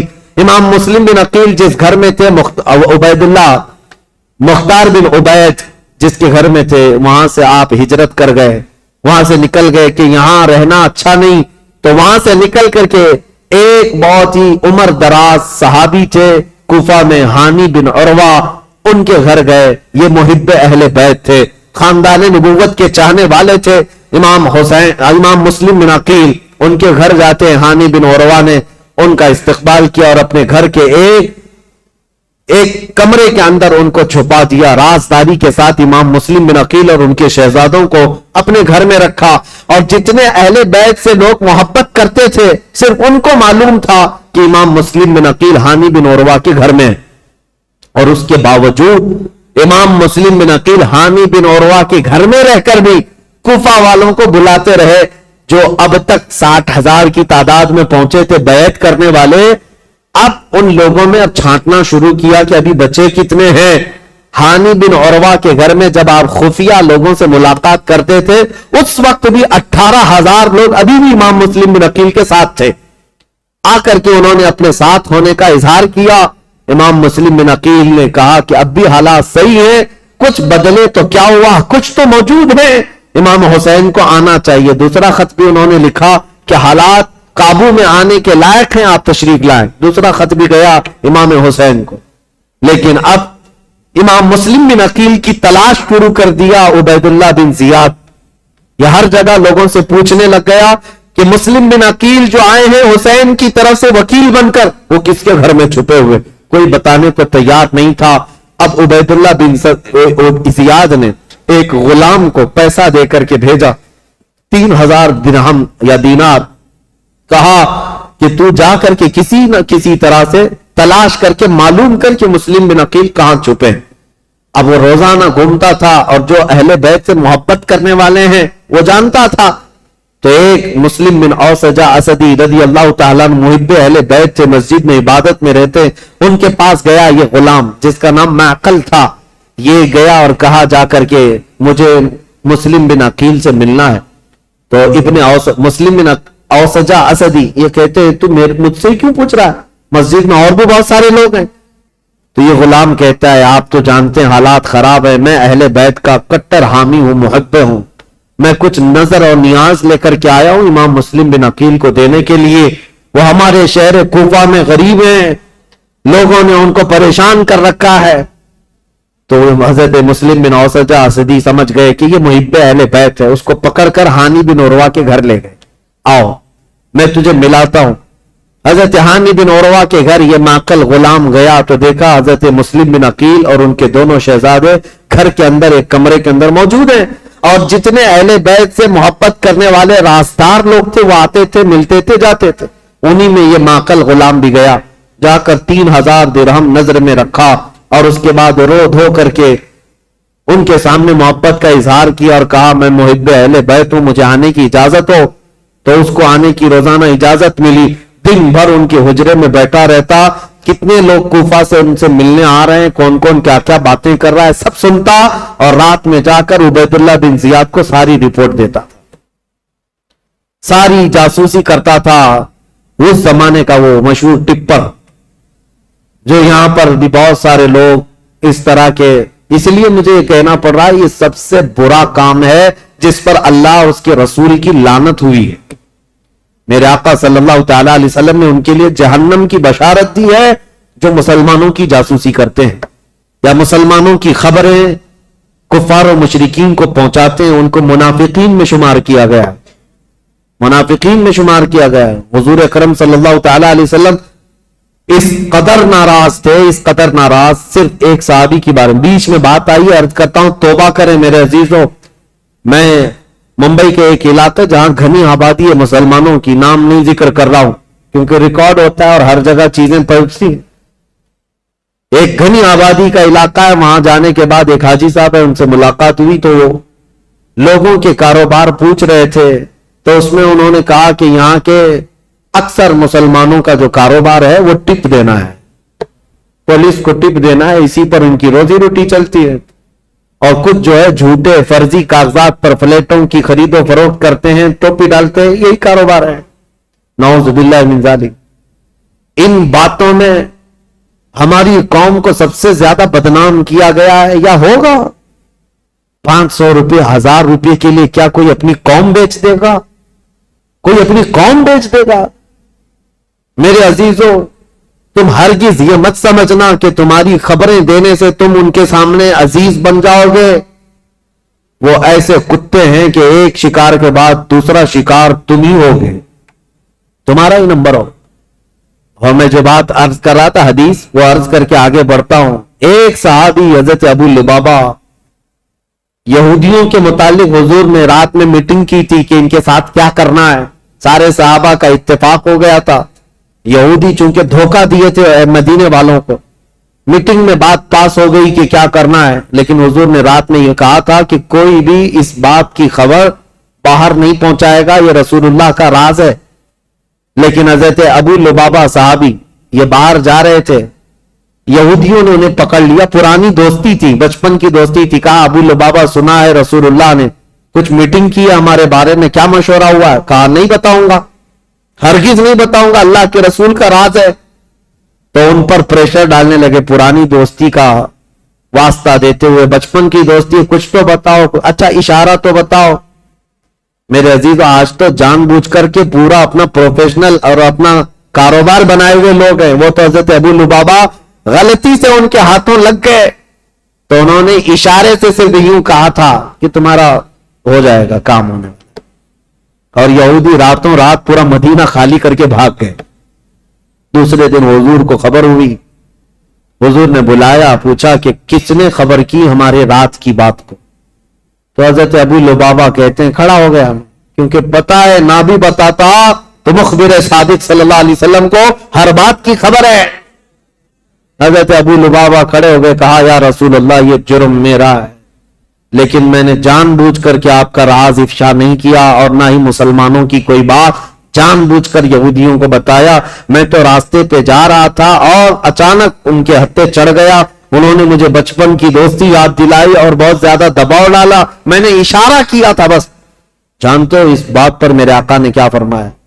نبی پاک صلی اللہ تعالی علیہ وسلم کھڑے ہو گئے, سارے مدینے کے صحابہ سے کہا, آج کے بعد سے ابو لبابہ سے کوئی مسلمان نہ سلام کرے گا نہ مصافحہ کرے گا.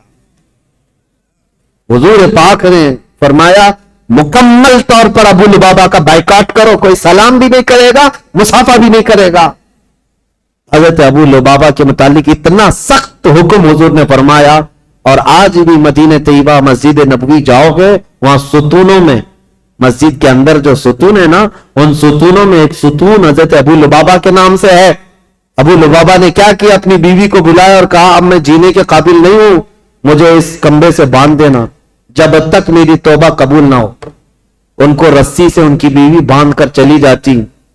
حد تو یہ ہے وہ مدینے والے کیسے تھے, صحابہ تو دیکھتے تھے ان کو, نمازوں کے وقت کھولا جاتا تھا, حضور کے پیچھے نماز پڑھتے تھے, پھر رسی سے باندھ دیے جاتے, کھانے کے وقت ہاتھ کھولتے. ان کی بیوی بھی کچھ پوچھو تو منہ پھیر لیتی, کہتی رسول اللہ نے منع کیا, تم سے سلام بھی نہیں کیا جا سکتا, کلام بھی نہیں, جینے کا حق ہے اس لیے کھانا دیا جا رہا ہے. بیوی تک نہیں بات کرتی تھی. حضرت ابو لبابہ پر یہ دن ایک دن دو دن کا بائیکاٹ نہیں, تقریباً 33 دن تک چلا. حضور نماز پڑھاتے تھے لیکن ان سے ملتے نہیں تھے, اور اللہ رب العزت ان کی توبہ کا اعلان فرماتا ہے. حضور پر وہی آتی ہے جن سے یہ غلطی ہو گئی, اے رسول اللہ نے انہیں بخش دیا, معاف کر دیا. حضور اپنے ہاتھوں سے رسی کھولتے. یہ بات بیچ میں آئی ہے تو اس لیے مجھے عرض کرنا ہے, کچھ لوگوں کو ایسا لگتا ہے مسلمانوں کی جاسوسی کرنا, ان کی خبریں لے جا کر کے بڑے عہدے داروں کو بتانا, ٹپ دینا, اس میں ہماری عزت بڑھے گی. زیادہ سے زیادہ کیا ہوگا تمہارا, چند جرائم میں پولیس تمہیں معاف کر دے گی, اتنا ہی ہے, کچھ نہیں ہے. عزت حاصل کرو اللہ کی بارگاہ میں.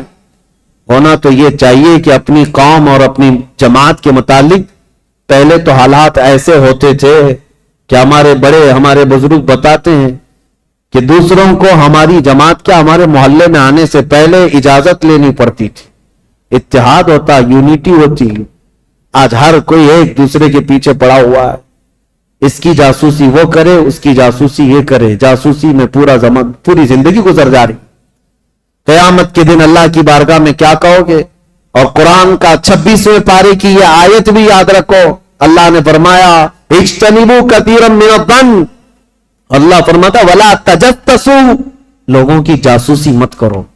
اور جو جاسوسی کرتا ہے مومن کے لیے, یا غیبت کرتا ہے اس کے لیے, اللہ قرآن میں فرماتا ہے گویا کہ وہ اپنے مرے ہوئے بھائی کا گوشت کھاتا ہے, مرے ہوئے بھائی کا گوشت کھاتا ہے. میں ان سب سے کہوں گا ظالموں, مردہ کھانے والوں, توبہ کر لو, ابھی دن باقی ہیں, ابھی دن باقی ہیں. تم نے جن لوگوں کو ذلیل کرنے کے لیے آج تخت پر بیٹھے ہوئے لوگوں کی رضامندی حاصل کرنے کے لیے مسلمانوں کی خبریں لے جا کر پہنچاتے ہو, دن بدلیں گے, وقت بدلے گا, پھر تمہاری حالت ایسی ہوگی نہ تم اپنی قوم کے ہوگے نہ کسی اور قوم کے ہوگے, تمہیں منافقین میں شمار کیا جائے گا. توبہ کر لو. امام مسلم بن عقیل کی خبریں پہنچانے والا وہ ماکل غلام, اس کے ساتھ یہی ہوا 3000 درہم دے کر کے نذرانہ اور ساری رپورٹیں لا کر عبید اللہ بن زیاد کے پاس پہنچاتا تھا. عبید اللہ بن زیاد ساری باتیں سنتا رہا اور ہانی بن عروہ کو ایک دن بلا لیا. کہا ہانی بن عروہ سے اس کے پرانے تعلقات تھے, لیکن ہانی بن عروہ جب سے وہ آیا تھا ملنے نہیں گئے تھے.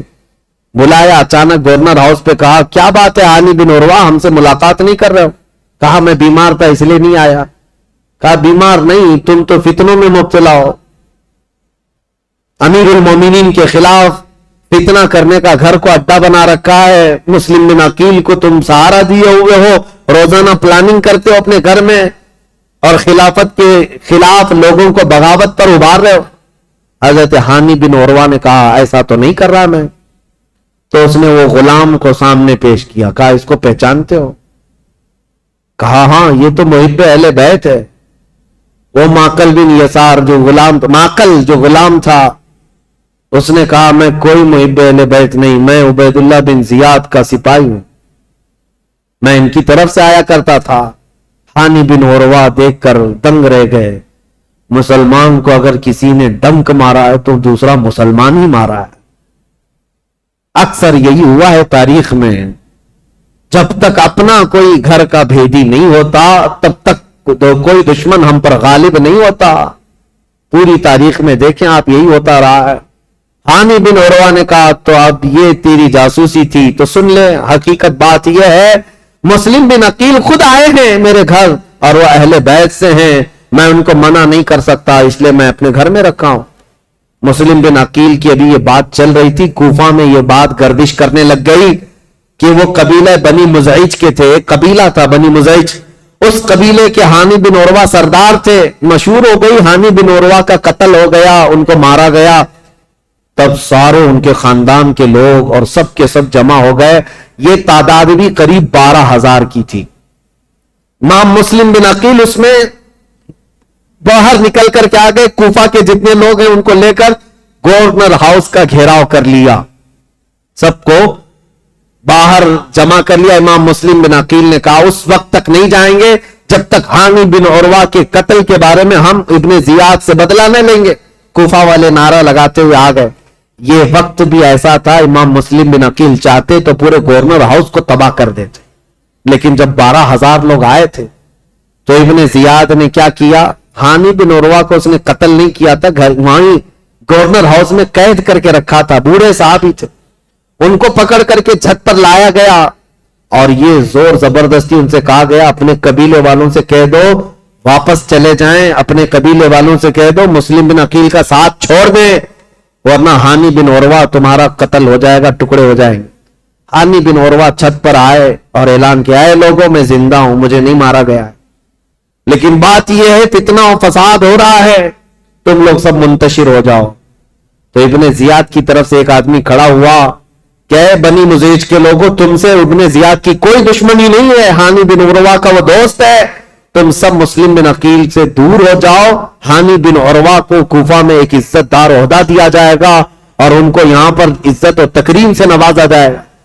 कबीले के सारे लोग निकल गए। यही वो तारीख है जब इमाम मुस्लिम बिन अकील रात को नमाज पढ़ाने के लिए खड़े थे, इशा की 12,000 लोग थे। रात भर ये कजिया चलता रहा और सारे कबीले बनी मुज़इज के और कूफा वाले छोड़ छोड़ करके जाते रहे। सुबह के वक्त इमाम मुस्लिम बिन अकील के पीछे फजर में सिर्फ 3 लोग बाकी थे, 3 लोग बाकी रह गए। तारीख में ऐसा बाप कभी सुना है आपने? 12,000 लोग एक बैच छोड़ करके जाएं और 3 लोग बाकी रह जाएं। ये रसूलुल्लाह के खानदान वालों का बहुत अजीम इम्तिहान था। इमाम मुस्लिम बिन अकील ने देखा कि सारे छोड़कर चले गए, लेकिन हुआ क्या, सबके जाने के बाद हजरत इमाम मुस्लिम बिन अकील अब तीसरा घर ढूंढने वाले थे कि किसी के घर तो रुकूं जाकर। पहले मुख्तार बिन उबैद के घर में थे, दूसरे हानी बिन उरवा के घर में। अब हजरत इमाम मुस्लिम बिन अकील जहां से गुजरते थे कूफा वाले अपना घर बंद कर देते थे, कूफा वाले घर बंद कर देते, इनकी वजह से हमारे ऊपर अजाब आ जाएगा, ये इब्ने जियाद हमें छोड़ेगा नहीं, हमें मार डालेगा। इमाम मुस्लिम बिन अकील घूमते रहे, फिरते रहे, दिन भर किसी ने आपके लिए दरवाजा नहीं खोला, कोई दरवाजा नहीं खोला, भूखे और प्यासे कूफा में। ये वो कूफा है जो 3 दिन में बदल गया। उबैदुल्लाह बिन जियाद के आते ही पूरे लोगों की तबीयत चेंज हो गई। एक औरत थी तौआ नाम की, वो अहले बैत से मोहब्बत करने वाली, इमाम मुस्लिम बिन अकील को देखती है और लेकर के आ जाती है, मेरे घर में रुक जाए, चाहे पूरा जमाना मुखालिफ हो जाए, मैं अपनी जान की बाजी लगा दूंगी, लेकिन रसूलुल्लाह के घर वालों को इस तरह मैं रास्तों पर घूमता फिरता नहीं देख सकती, आप आए मेरे घर। इमाम मुस्लिम बिन अकील उस औरत के घर गए। तो यह औरत बड़ी जानिसार थी। अब इधर हुआ ये कि हानी बिन उरवा का कबीला तो चला गया। अब हानी बिन उरवा को जो उसने दावा किया था कि इनको इज्जत से नवाजा जाएगा, कुछ नहीं, उनको दूसरे दिन खड़ा किया गवर्नर हाउस में, कहा मुस्लिम बिन अकील को मेरे हवाले कर दो। हानी बिन उरवा ने कहा میں اپنا سارا گھر اور اپنی جان تیرے حوالے کر سکتا ہوں، مسلم بن عقیل کو تیرے حوالے نہیں کروں گا۔ اب ان کی دوستی بھی ختم ہو گئی۔ ہانی بن عروہ نے جب ایسی سختیاں کی تو عبید اللہ بن زیاد نے فوجیوں سے کہا کہ اس بوڑھے کو باہر لے جاؤ اور رسی سے باندھ کر کے راستوں پر کھینچو تاکہ کوفہ والے دیکھتے رہے۔ ہانی بن عروہ کو عبید اللہ بن زیاد کے ظالم فوجی رسیوں سے باندھ کر کوفہ کی گلیوں میں کھینچتے رہے۔ صحابی رسول ہیں، بوڑھے صحابی تھے، 80 سال کی عمر تھی۔ جب گلیوں میں کھینچا جاتا تھا وہ کھڑے ہو کر پوچھتے تھے، چیختے تھے، کوئی ہے، کوئی مجھے لاٹھی تو دے دے، کوئی رسی تو دے دے، میں کسی سے حفاظت کر لوں۔ ان کا خود کا قبیلہ بھی قریب آنے کو تیار نہیں، یہاں تک کہ گھماتے پھراتے ان کو گورنر ہاؤس پر لایا گیا۔ جب انہوں نے سخت جملے کہے، اے عبید اللہ بن زیاد سن لے، میں گواہی دیتا ہوں تو کذاب ابن کذاب ہے، اور جس کی خلافت کا تو دعویٰ کرتا ہے یزید، وہ سب سے بڑا دجال ہے، کذاب ہے۔ اس بات پر عبید اللہ بن زیاد نے حکم دیا اور ہانی بن عروہ رضی اللہ تعالیٰ عنہ کو پٹک کر کے قتل کر دیا گیا، صحابی رسول کو شہید کر دیا گیا۔ میرے عزیزوں، یہاں سے کوفہ میں جو اہل بیت اطہار کے جانثاروں کی شہادت شروع ہوئی، اس میں پہلے ہانی بن عروہ تھے، اور اس کے بعد وہ مسلم بن اوسجہ اسدی جو محب اہل بیت تھے، ان کا قتل ہوا۔ پھر آپ ڈھونڈنے کے لیے بھیجا کہ جہاں کئی مسلم بن عقیل ہیں ان کو ڈھونڈ کر کے لاؤ۔ یہ حالات ہوتے رہے، اور طوعا نام کی عورت کے گھر مسلم بن عقیل تھے۔ اتفاق ایسا کہ اس طوعا نامی عورت کا جو بیٹا تھا محمد بن اشعث، وہ ابن زیاد کے درباری تھا، فوجی تھا۔ اور اس کو خبر ملی تو ابن زیاد سے آ کر کے کہا، میری ماں نے پناہ دے رکھی ہے مسلم بن عقیل کو، لیکن میری ماں بہت ڈھیٹ ہے، مانے گی نہیں، وہ مجھ سے بھی لڑ جائے گی، مسلم بن عقیل کو حوالے نہیں کرے۔ تو کیا کیا جائے؟ ابن زیاد نے پوچھا تو اس نے کہا، بیٹے نے میرے ساتھ 10 فوجیوں کو بھیجو، کسی نہ کسی طرح گرفتار کر کے لاؤں گا۔ تو 10 فوجیوں کو یا 12 فوجیوں کو لے کر یہ محمد بن اشعث آیا اور اپنی ماں سے آ کر کہا کہ ماں، تو ایک مجرم کو پناہ دی ہے، ماں تو نے ایک غدار کو اور دھوکے باز کو اور خلافت کے باغی کو پناہ دے، تجھے پتہ نہیں انجام کیا ہے؟ طوعا باہر نکلی اور کہا، مجھے افسوس ہے اس دن پر جس دن میں نے تجھے دودھ پلایا تھا، اس دن پر مجھے افسوس ہے، اور تو کہتا ہے میں نے باغی کو پناہ دی ہے۔ نہیں، در حقیقت میں نے رسول اللہ کے گھر کو اپنے گھر میں بسایا ہے، میں نے رسول اللہ کے گھر کو اپنے گھر میں بسایا ہے۔ مسلم بن عقیل تیرے حوالے نہیں ہوں گے۔ اپنے بیٹے سے وہ لڑ گئی۔ اب یہ 12 لوگ امام مسلم بن عقیل کو پکڑنے آئے تو پہلی مرتبہ امام مسلم بن عقیل کو تلوار نکالنی پڑی۔ کوفہ میں پہلی مرتبہ جب تلوار نکالی تو یہی 10-12 سے آپ کا مقابلہ ہوا، اور یہ 10-12 کیا، یہ حیدر کرار رضی اللہ تعالیٰ عنہ کے گھر کا شیر ہے۔ مسلم بن عقیل کی تلوار چمکتی تھی اور سامنے وہ بھاگے پھرتے تھے کتوں کی طرح، کوئی پکڑنے کو آتا نہیں تھا، یہاں تک کہ ایک شخص قریب آیا اور امام مسلم بن عقیل پر حملہ کرنے لگا۔ آپ کا اس کی تلوار منہ پر گری جس سے آپ کا ہونٹ کٹ گیا، امام مسلم بن عقیل کا ہونٹ کٹ گیا۔ امام مسلم بن عقیل، سخت شدت کی دھوپ ہے اس دن، طوعا نامی خاتون سے کہتے ہیں، اے محب اہل بیت، جانثاران اہل بیت کی خاتون، مجھے تھوڑا پانی دے دے، میں پانی پیوں گا اور ان کا کام تمام کروں۔ خاتون پانی لائی، ایک کھٹورے میں پانی لائی۔ امام مسلم بن عقیل پانی کے لیے جیسی کھٹوری آگے کرتے، خون پورا اس پانی میں گرتا۔ آپ نے پانی پھینک دیا کہ خون کا قطرہ پانی میں مل جائے تو حرام ہے، پانی نہیں پیا جا سکتا، خون پینا حرام ہے۔ دوسری کھٹوری لائی گئی، آپ جب لبہوں کے قریب لگاتے اس میں بھی خون ٹپکتا تھا۔ آپ نے وہ پانی بھی چھوڑ دیا، کہا صاف پانی پینا مسلمان کے لیے حلال ہے، خون جس پانی میں مل جائے وہ حرام ہے، میں حرام پانی اخیر وقت نہیں پی سکتا۔ تیسری مرتبہ لایا گیا، تیسری مرتبہ بھی وہ کھٹوری خون سے لال ہو گئی۔ آپ نے رکھ دیا اور کہا شاید اب میری زندگی میں دنیا کا پانی نہیں ہے۔ امام مسلم بن عقیل لڑنے کے لیے پھر باہر آئے تو ان ظالموں نے کیا کہا، محمد بن اشعث وغیرہ نے کہا، مسلم ہم تم سے لڑنا نہیں چاہتے، امان دیتے ہیں. ایک شخص اس میں سے کہا میں امان دیتا ہوں، بس بات اتنی ہے کہ تم چلو عبید اللہ بن زیاد کے سامنے، تمہارے آمنے سامنے گفتگو ہو جائے. ہم اتنا ہی کہتے ہیں. جیسے آج بھی آتے ہیں نا پولیس والے، صرف بات کرنا ہے، بات کرنے کے لیے جانا ہے. امام مسلم بن عقیل سے کہا صرف بات کرنے کے لیے چلو. اور اس وقت عربوں میں امان دینے کا مطلب یہ ہوتا ہے کہ پھر جنگ نہیں ہوتی، اور اس کے لیے جس نے امان دیا وہ تلوار اٹھا لیتا. عرب میں یہ دستور تھا. تو امام مسلم بن عقیل نے اپنی تلوار چھوڑ دی، کہا چلو ٹھیک ہے تم نے امان دے دی، میں چلتا ہوں ابن زیاد کے پاس گفتگو کروں گا. جب جانے لگے اور اس وقت جیسی ہی ان کی بگی میں بٹھایا گیا، گھوڑے پر بٹھایا گیا، تو ظالموں نے پیچھے سے ان کے ہاتھ باندھنا شروع کر دیا.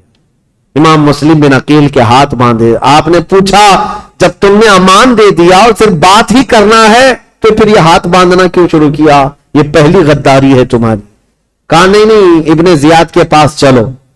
جب وہاں پہنچے تو آپ کو اس انداز سے نہیں لے جایا گیا جیسے بلایا گیا تھا، کھینچ کر کے بے عزتی کے ساتھ لایا گیا، عبید اللہ بن زیاد کے سامنے لایا گیا. اب یہ جو مکالمہ ہوا ہے، جو گفتگو ہوئی ہے، ابن زیاد نے اب گفتگو شروع کی اور کہا اے مسلم بن عقیل، کیا تم یہ فتنہ پروری کر رہے ہو؟ یہاں کے لوگ امن و امان میں تھے، یہاں کے لوگ حسب عادت بہت اچھے مزاج کے تھے، اور تم نے آ کر فتنہ ڈال دیا اور حقیقی خلیفہ کے خلاف بغاوت کیا. امام مسلم بن عقیل نے کہا نہ ہم فتنہ کرنے کے لیے آئے اور نہ یہاں کے لوگ امن و امان میں تھے. ہم کو یہ خبر دی گئی کہ یہاں تیرے باپ کی حکومت ظلم کے ساتھ قائم کی گئی ہے اور ان کے ساتھ کوفہ والوں کے ساتھ ظلم ہوتا تھا. ہم ان کو زمانے رسول کی خلافت یا زمانے رسول کی حالت پر لانے کے لیے اپنا شہر چھوڑ کر آئے ہیں. تو ابن زیاد نے کہا اے مسلم بن عقیل، تم کو اتنی فکر ہو گئی، تم تو مدینے میں شراب پینے والے لوگ. مسلم بن عقیل نے مسکرا کر کہا پورا زمانہ گواہ ہے، رسول اللہ کا گھرانہ شراب تو دور کی بات، میری کھٹوری میں خون کا قطرہ گرا تھا، میں نے وہ پھینک دیا ہے. شراب کی بات کرتا ہے، شراب تو تجھ جیسا آدمی پیتا اور تیرا امیر پیتا ہے یزید، جو مسلمانوں کی خون پر اپنی کرسی بچھایا ہوا ہے. یہ باتیں سخت ہو گئی امام مسلم بن عقیل کی اور ابن زیاد کی. ابن زیاد نے کہا کہ مسلم، ابھی تمہارے پاس وقت ہے کہ تم یزید کی امارت اور اس کی خلافت کو تسلیم کر لو تو ہمارے درمیان بات بن جائے گی. ابن زیاد نے جیسے ہی کہا، مسلم بن عقیل نے کہا تو ہم سے اس بات کا وعدہ لینا چاہ رہا ہے جو قیامت تک ہونے والا نہیں ہے، جو قیامت تک ہونے والا نہیں ہے. اور ہماری زندگیاں کیا، ہماری نسلیں ختم ہو جائیں گی، لیکن جس بات پر تو عہد لینا چاہتا ہے وہ ممکن نہیں ہے. ابن زیاد نے تلوار نکالی اور کہا اگر وہ ممکن نہیں ہے تو پھر میری تلوار سے تمہارا مقابلہ ممکن ہے. مسلم بن عقیل نے کہا میں نہیں کہتا تھا کہ تجھ جیسا خون پینے والا ہی شرابی ہے اور تیرے لیے ہی یہ سزاوار ہے کہ تو ہی مسلمان کے خون سے اپنے آپ کو آلودہ کر سکتا ہے. یہ گفتگو ہوتی رہی. کوفہ کے گورنر ہاؤس میں عبید اللہ بن زیاد نے امام مسلم بن عقیل کو پیچھے ہاتھ باندھ کر اوپر چھت پر لے جانے کا حکم دیا. جلاد کو بلایا اور جلاد کو بلانے کے بعد امام مسلم بن عقیل کی ہڈیاں توڑی گئی، آپ کی ہڈیاں توڑی گئی، اور اس کے بعد امام مسلم بن عقیل کو قتل کر کے گورنر ہاؤس کے اوپر سے پھینکا گیا. آپ کا سر مبارک الگ اور جسم مبارک الگ پھینکا گیا تھا. انا للہ و انا الیہ راجعون. یہ خاندان نبوت کے پہلے شہید ہیں، پہلے شہید کوفہ میں جنہوں نے دم توڑ دیا. لیکن جانتے ہو گورنر ہاؤس میں مسلم بن عقیل کی یہ حالت تھی کہ جب آپ کے ہاتھ باندھ کر کے آپ کو اوپر لے جایا جا رہا تھا تو کئی لوگ وہاں موجود تھے. ان کی طرف دیکھ دیکھ کر کے امام مسلم بن عقیل کہہ رہے تھے اے لوگوں، دنیا کا یہ دستور ہے، قیصر اور کسریٰ جیسے ظالم بادشاہ بھی جب کسی کو پھانسی دیتے تو پھانسی دینے سے پہلے اس سے پوچھ لیتے تیری کوئی خواہش ہے تو بتا دے. یہ کیسی حکومت تمہاری آ گئی؟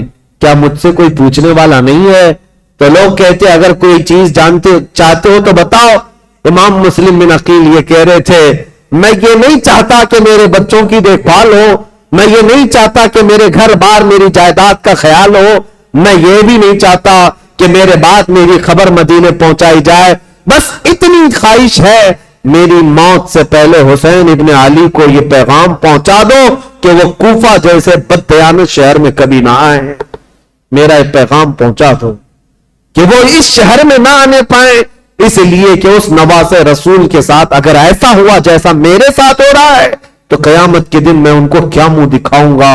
حسین اگر مجھ سے یہ پوچھے کہ اے مسلم تمہارے خط کی وجہ سے میں آیا تھا اور میرے ساتھ کوفہ والوں نے کیا کیا، اگر حسین ابن علی مجھ سے یہ پوچھ لیں تو میں کیا جواب دوں گا، اس لیے کہ اب تک میں 2 خط لکھ چکا ہوں کہ کوفہ کے حالات بڑے اچھے ہیں، اس لیے اے لوگوں میرا یہ پیغام پہنچا دو حسین ابن علی کوفہ کی طرف نہ آئیں۔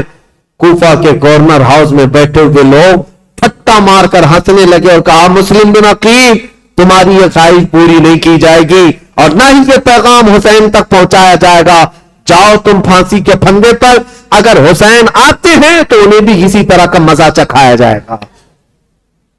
امام مسلم بن عقیل کی شہادت ہو گئی اور جیسے ہی ان کی شہادت ہوئی میرے عزیزوں، ہانی بن عروہ جو ان کے جانثار تھے، ان کے محب تھے، ان کا قتل ہوا، مسلم بن اوسجہ کا قتل ہوا، اب مسلم بن عقیل کا قتل ہوا۔ اتنا ہی نہیں کہ گورنر ہاؤس سے ان کی لاش پھینکی گئی تھی، ہڈیاں توڑی گئی تھی، اتنا ہی نہیں، مجھے بتانے میں درد محسوس ہوتا ہے، رونگٹے کھڑے ہو جاتے ہیں۔ مسلم بن عقیل کی لاش کو گورنر ہاؤس پر لٹکایا گیا۔ کوفہ والے دیکھتے رہو، جو بغاوت کرے گا اس کا انجام یہی ہوگا، جو ہمارے امیر کے خلاف کھڑا ہوگا اس کے ساتھ ہم یہی برتاؤ کریں گے۔ میں یہ کہتا ہوں اے مسلمانوں اس واقعے کو بار بار یاد کرنا، موب لنچنگ یہ آج کی تاریخ نہیں ہے، کوفہ والوں نے بہت پہلے شروع کر رکھا تھا۔ آج کے یہ کتے بھیڑیے جب کسی مسلمان پر حملہ آور ہوتے ہیں اور مار مار کر کے گوشت کے نام پر، گائے کے گوشت کے نام پر، پتہ نہیں کس کس چیز کے نام پر، کیا ہمارے ملک میں یہ حالات نہیں ہوتے؟ پہلو خان، جنید خان، پتہ نہیں کتنے ایسے نوجوانوں کو بے گناہ مار دیا گیا موب لنچنگ کے ذریعے، اور کبھی کسی کو گرفتار کر کے زبردستی ان کو مار کر کے یہ کہا جائے بولو ہمارے بھگوان کا نام۔ یہ سب جو حالات ہوئے، اور پھر یہ کتے ظالم کرتے کیا ہیں، ویڈیو بنا کر کے اس کو وائرل کریں اور مسلمان بھی شیئر کرتے، فارورڈ کرتے رہتے ہیں، اور یہ ان کا مقصد ہی ہے کہ تمہارے دلوں میں دہشت پیدا کی جائے، ارے ان کے ساتھ اگر ایسا کیا جائے تو ایسا کر دیں گے، ویسا کر دیں، پھر ہوگا کیا؟ ٹوپی چھپا کر گھومو، داڑھی چھلا کر گھومو، نہیں ہم تو سیکولر لوگ ہیں، ہم تو سیکولر لوگ ہیں، کہیں سے ہمیں مسلمان دکھنا نہیں ہے، نام بھی ایسا رکھو کہ کوئی پہچان نہ سکے، یہ تمہاری حالتیں اسی دہشت کی وجہ سے آنے لگ گئی۔ میرے عزیزوں یہ نئی باتیں نہیں ہمارے ملک کے لیے یا ہماری تاریخ میں، ہمارے کسی بچے کو گرفتار کر کے موب لنچنگ کرنا، کتے اور بھیڑیے اس پر حملہ آور ہو جائیں، ایک نہتے کو مار کر لٹکا دینا، یہ آج کی بات نہیں۔ تمہیں پتا ہے، میں رک کر کے تھوڑی سی اور تاریخ بتا دوں، عبداللہ بن زبیر، تاریخ اگر آگے بیان ہوتی تو انشاءاللہ ان کا بھی دور آتا یزید کے بعد۔ عبداللہ بن زبیر جو مکہ میں تھے، یہ کون ہے عبداللہ بن زبیر؟ یہ حضرت ابو بکر صدیق کے نواسے، ان کی ماں اسما بنت ابو بکر اور باپ زبیر بن عوام، رسول اللہ کے عشرہ مبشرہ صحابہ میں سے، ان کے بیٹے، ماں صدیق اکبر کی بیٹی اور باپ رسول اللہ کی پھوپھی کے بیٹے، یہ عبداللہ بن زبیر۔ ان کے ساتھ جو ہوا تھا پتہ ہے، یزید کے دور کا ہی ایک گورنر حجاج بن یوسف عبداللہ بن زبیر سے مکہ میں 40 دن تک لڑا تھا، جس کی لڑائی کی وجہ سے خانہ کعبہ کا غلاف جل گیا تھا اور حجر اسود کو نقصان پہنچا تھا، اور وہ جنتی دمبا جو حضرت اسماعیل علیہ السلام کے قربانی کے وقت جنت سے لایا گیا تھا، وہ دمبے کا جو اس کے سینگ تھے، جو نشانیاں تھی وہ جل گئی تھی، ختم ہو گئی تھی۔ اتنے بڑے واقعات پیش آئے عبداللہ بن زبیر کے زمانے میں، اور ہوا کیا تھا پتہ ہے، وہ تھک ہار کر کے گھر کے اندر آئے۔ اسما بنت ابو بکر اس وقت ان کی عمر 90 سال کے قریب تھی، تقریباً 90 سال کے قریب کی عمر ہے حضرت اسما کی، یا 80 سال کی عمر ہے۔ بیٹا جب تھک کر آیا تو اسما بنت ابو بکر اٹھاتی اور کہتی ہیں بیٹا शेरों को यह ज़ेब नहीं देता कि वो झोपड़ी के साए में बैठे। तो बूढ़ी मां की फिक्र न कर, दीन इस्लाम की फिक्र कर। बेटे को भेज दिया और बेटा शहीद हो गया था। अब्दुल्ला बिन जुबैर कत्ल हो गए थे। आपको ऐसा लग रहा होगा करबला के वाकयात में बीच में कहां से आए। ये इसलिए बता रहा हूं, मॉब लिंचिंग का दौर और मॉब लिंचिंग जो हो रही है उसके मुतालिक कह रहा हूं। अब्दुल्ला बिन जुबैर को कत्ल तो किया हज्जाज बिन यूसुफ ने, लेकिन जानते हो उनकी लाश को 40 दिन तक एक खंबे पर बांधकर लटकाया गया था। 40 दिन तक लटकाया गया था और तारीख में मौजूद है, लेकिन वो पूरा जिस्म 40 दिन तक तरोताजा था। हर दिन खून का कतरा टपकता था और जिस्म उसी तरह तरोताजा था। ना जिस्म में कोई सड़न, कोई बदबू, ना ही बोसीदगी, कुछ नहीं। अब जो बात कहने की है इंपॉर्टेंट वो ये है, बूढ़ी मां अस्मा बिनते अबू बकर रोजाना लाठी पकड़कर आती थी, हर दिन अपने बेटे को देखती थी और घर जाती थी। लाश लटकी हुई है और मां रोजाना देखती थी और घर जाती थी। 40 दिन गुजरने को आए, तब अस्मा बिनते अबू बकर ने क्या कहा था पता है? अपनी लाठी पकड़ करके कहा था, 80-90 साल की खातून, ऐ मक्का वालों, इस दूल्हे का सवारी से उतरने का वक्त कब आएगा? क्या अभी वो वक्त नहीं आया कि यह दूल्हा अपनी सवारी से उतर जाए? बेटे की लाश खंबे से लटकी हुई है, लेकिन मां उस वक्त तक हिम्मत नहीं हारती। लोगों से कहती है मेरा बेटा दूल्हा है और सवारी पर सवार है। फिर 40 दिन के बाद उनकी लाश को लाकर दफन किया गया था। ये बातें इसलिए मैं अर्ज कर रहा हूं कि तुम्हारे जज्बे जवान रहे। हमारे लिए मौत, हमारे लिए किसी का कट जाना, मर जाना हमारे हौसलों को तोड़ने वाला नहीं होना चाहिए।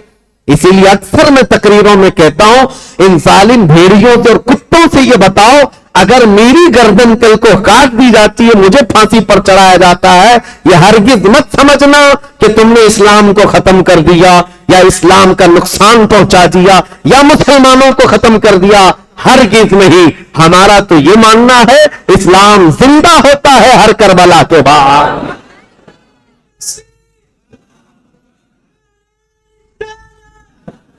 इस्लाम जिंदा होता है हर करबला के बाद। हजरत इमाम मुस्लिम बिन अकील की लाश को लटका कर कूफा वालों ने यह मॉब लिंचिंग ही तो किया था। तो क्या उस वक्त इस्लाम खत्म हो गया? सब डर करके, सहन करके सब चीजें छोड़ दिए? नहीं मेरे अजीजों, इस्लाम फलता रहा, फूलता रहा। इसीलिए ये कुछ देर की खामोशी है, फिर शोर आएगा। आज कुत्तों का वक्त है, कल हमारा दौर है इंशाअल्लाह अज़ीज़। इमाम मुस्लिम बिन अकील की शहादत के बाद जो होलनाक मनाजिर पेश आए कूफा की सरजमीन पर, वो बयान से बाहर हैं मेरे अजीजों। अब मैं रुलाने के लिए बयान नहीं करता, लेकिन गम हमारा कुदरती है, गम हमारा फितरती है, आ जाता है। मैं तो बयान इसलिए करता हूं कि हमारे बच्चे जवान रहे और बूढ़े भी जवान रहे। करबला की दास्तान सुनकर डर करके, सहन करके, हालात से समझौता करने वाली बातें ना करें, बल्कि हमेशा एक बात याद रखें, तलवे चाटने वालों की तारीख नहीं लिखी जाती, बातिल से टकराने वालों की तारीख लिखी जाती है। ये कोई कमाल की बात नहीं। आज जो हुकूमत में है उसके तलवे चाटे, उसकी जूतियां उठाएं, ये चढ़ते सूरज को पूजा करने वाले लोग हर जमाने में आते रहेंगे, इनका नामो निशान नहीं होता। देखिए जमाने बदलते गए, बदलते गए, बहुत सारे बादशाह आए या बड़े बड़े लीडर आए, लेकिन तारीख में जो हुसैन का मकाम है वो किसी का मकाम नहीं, क्योंकि टक्कर भी ऐसे लिया था कि तारीख रकम कर दिया। इसीलिए शायर ने कहा है, रब की तौहीद कलमा नबी का विलाए मुर्तजा, सबको बचाने निकला है काफिला हुसैन का। कलमा नबी का, रब की तौहीद और विलाए मुर्तजा, सबको बचाने निकला है काफिला हुसैन का। अजीजान गिरामी औकात, इमाम मुस्लिम बिन अकील की शहादत के बाद इब्ने जियाद की सख्ती और ज्यादा बढ़ गई। ये वो हरामुत्तहर शख्स था जिसके मुतालिक सहाबा भी कहते थे कि इब्ने दुजाना, उसको इब्ने मरजाना कहा जाता था, एक ऐसी औरत का बेटा जिसको जानिया कहा जाता।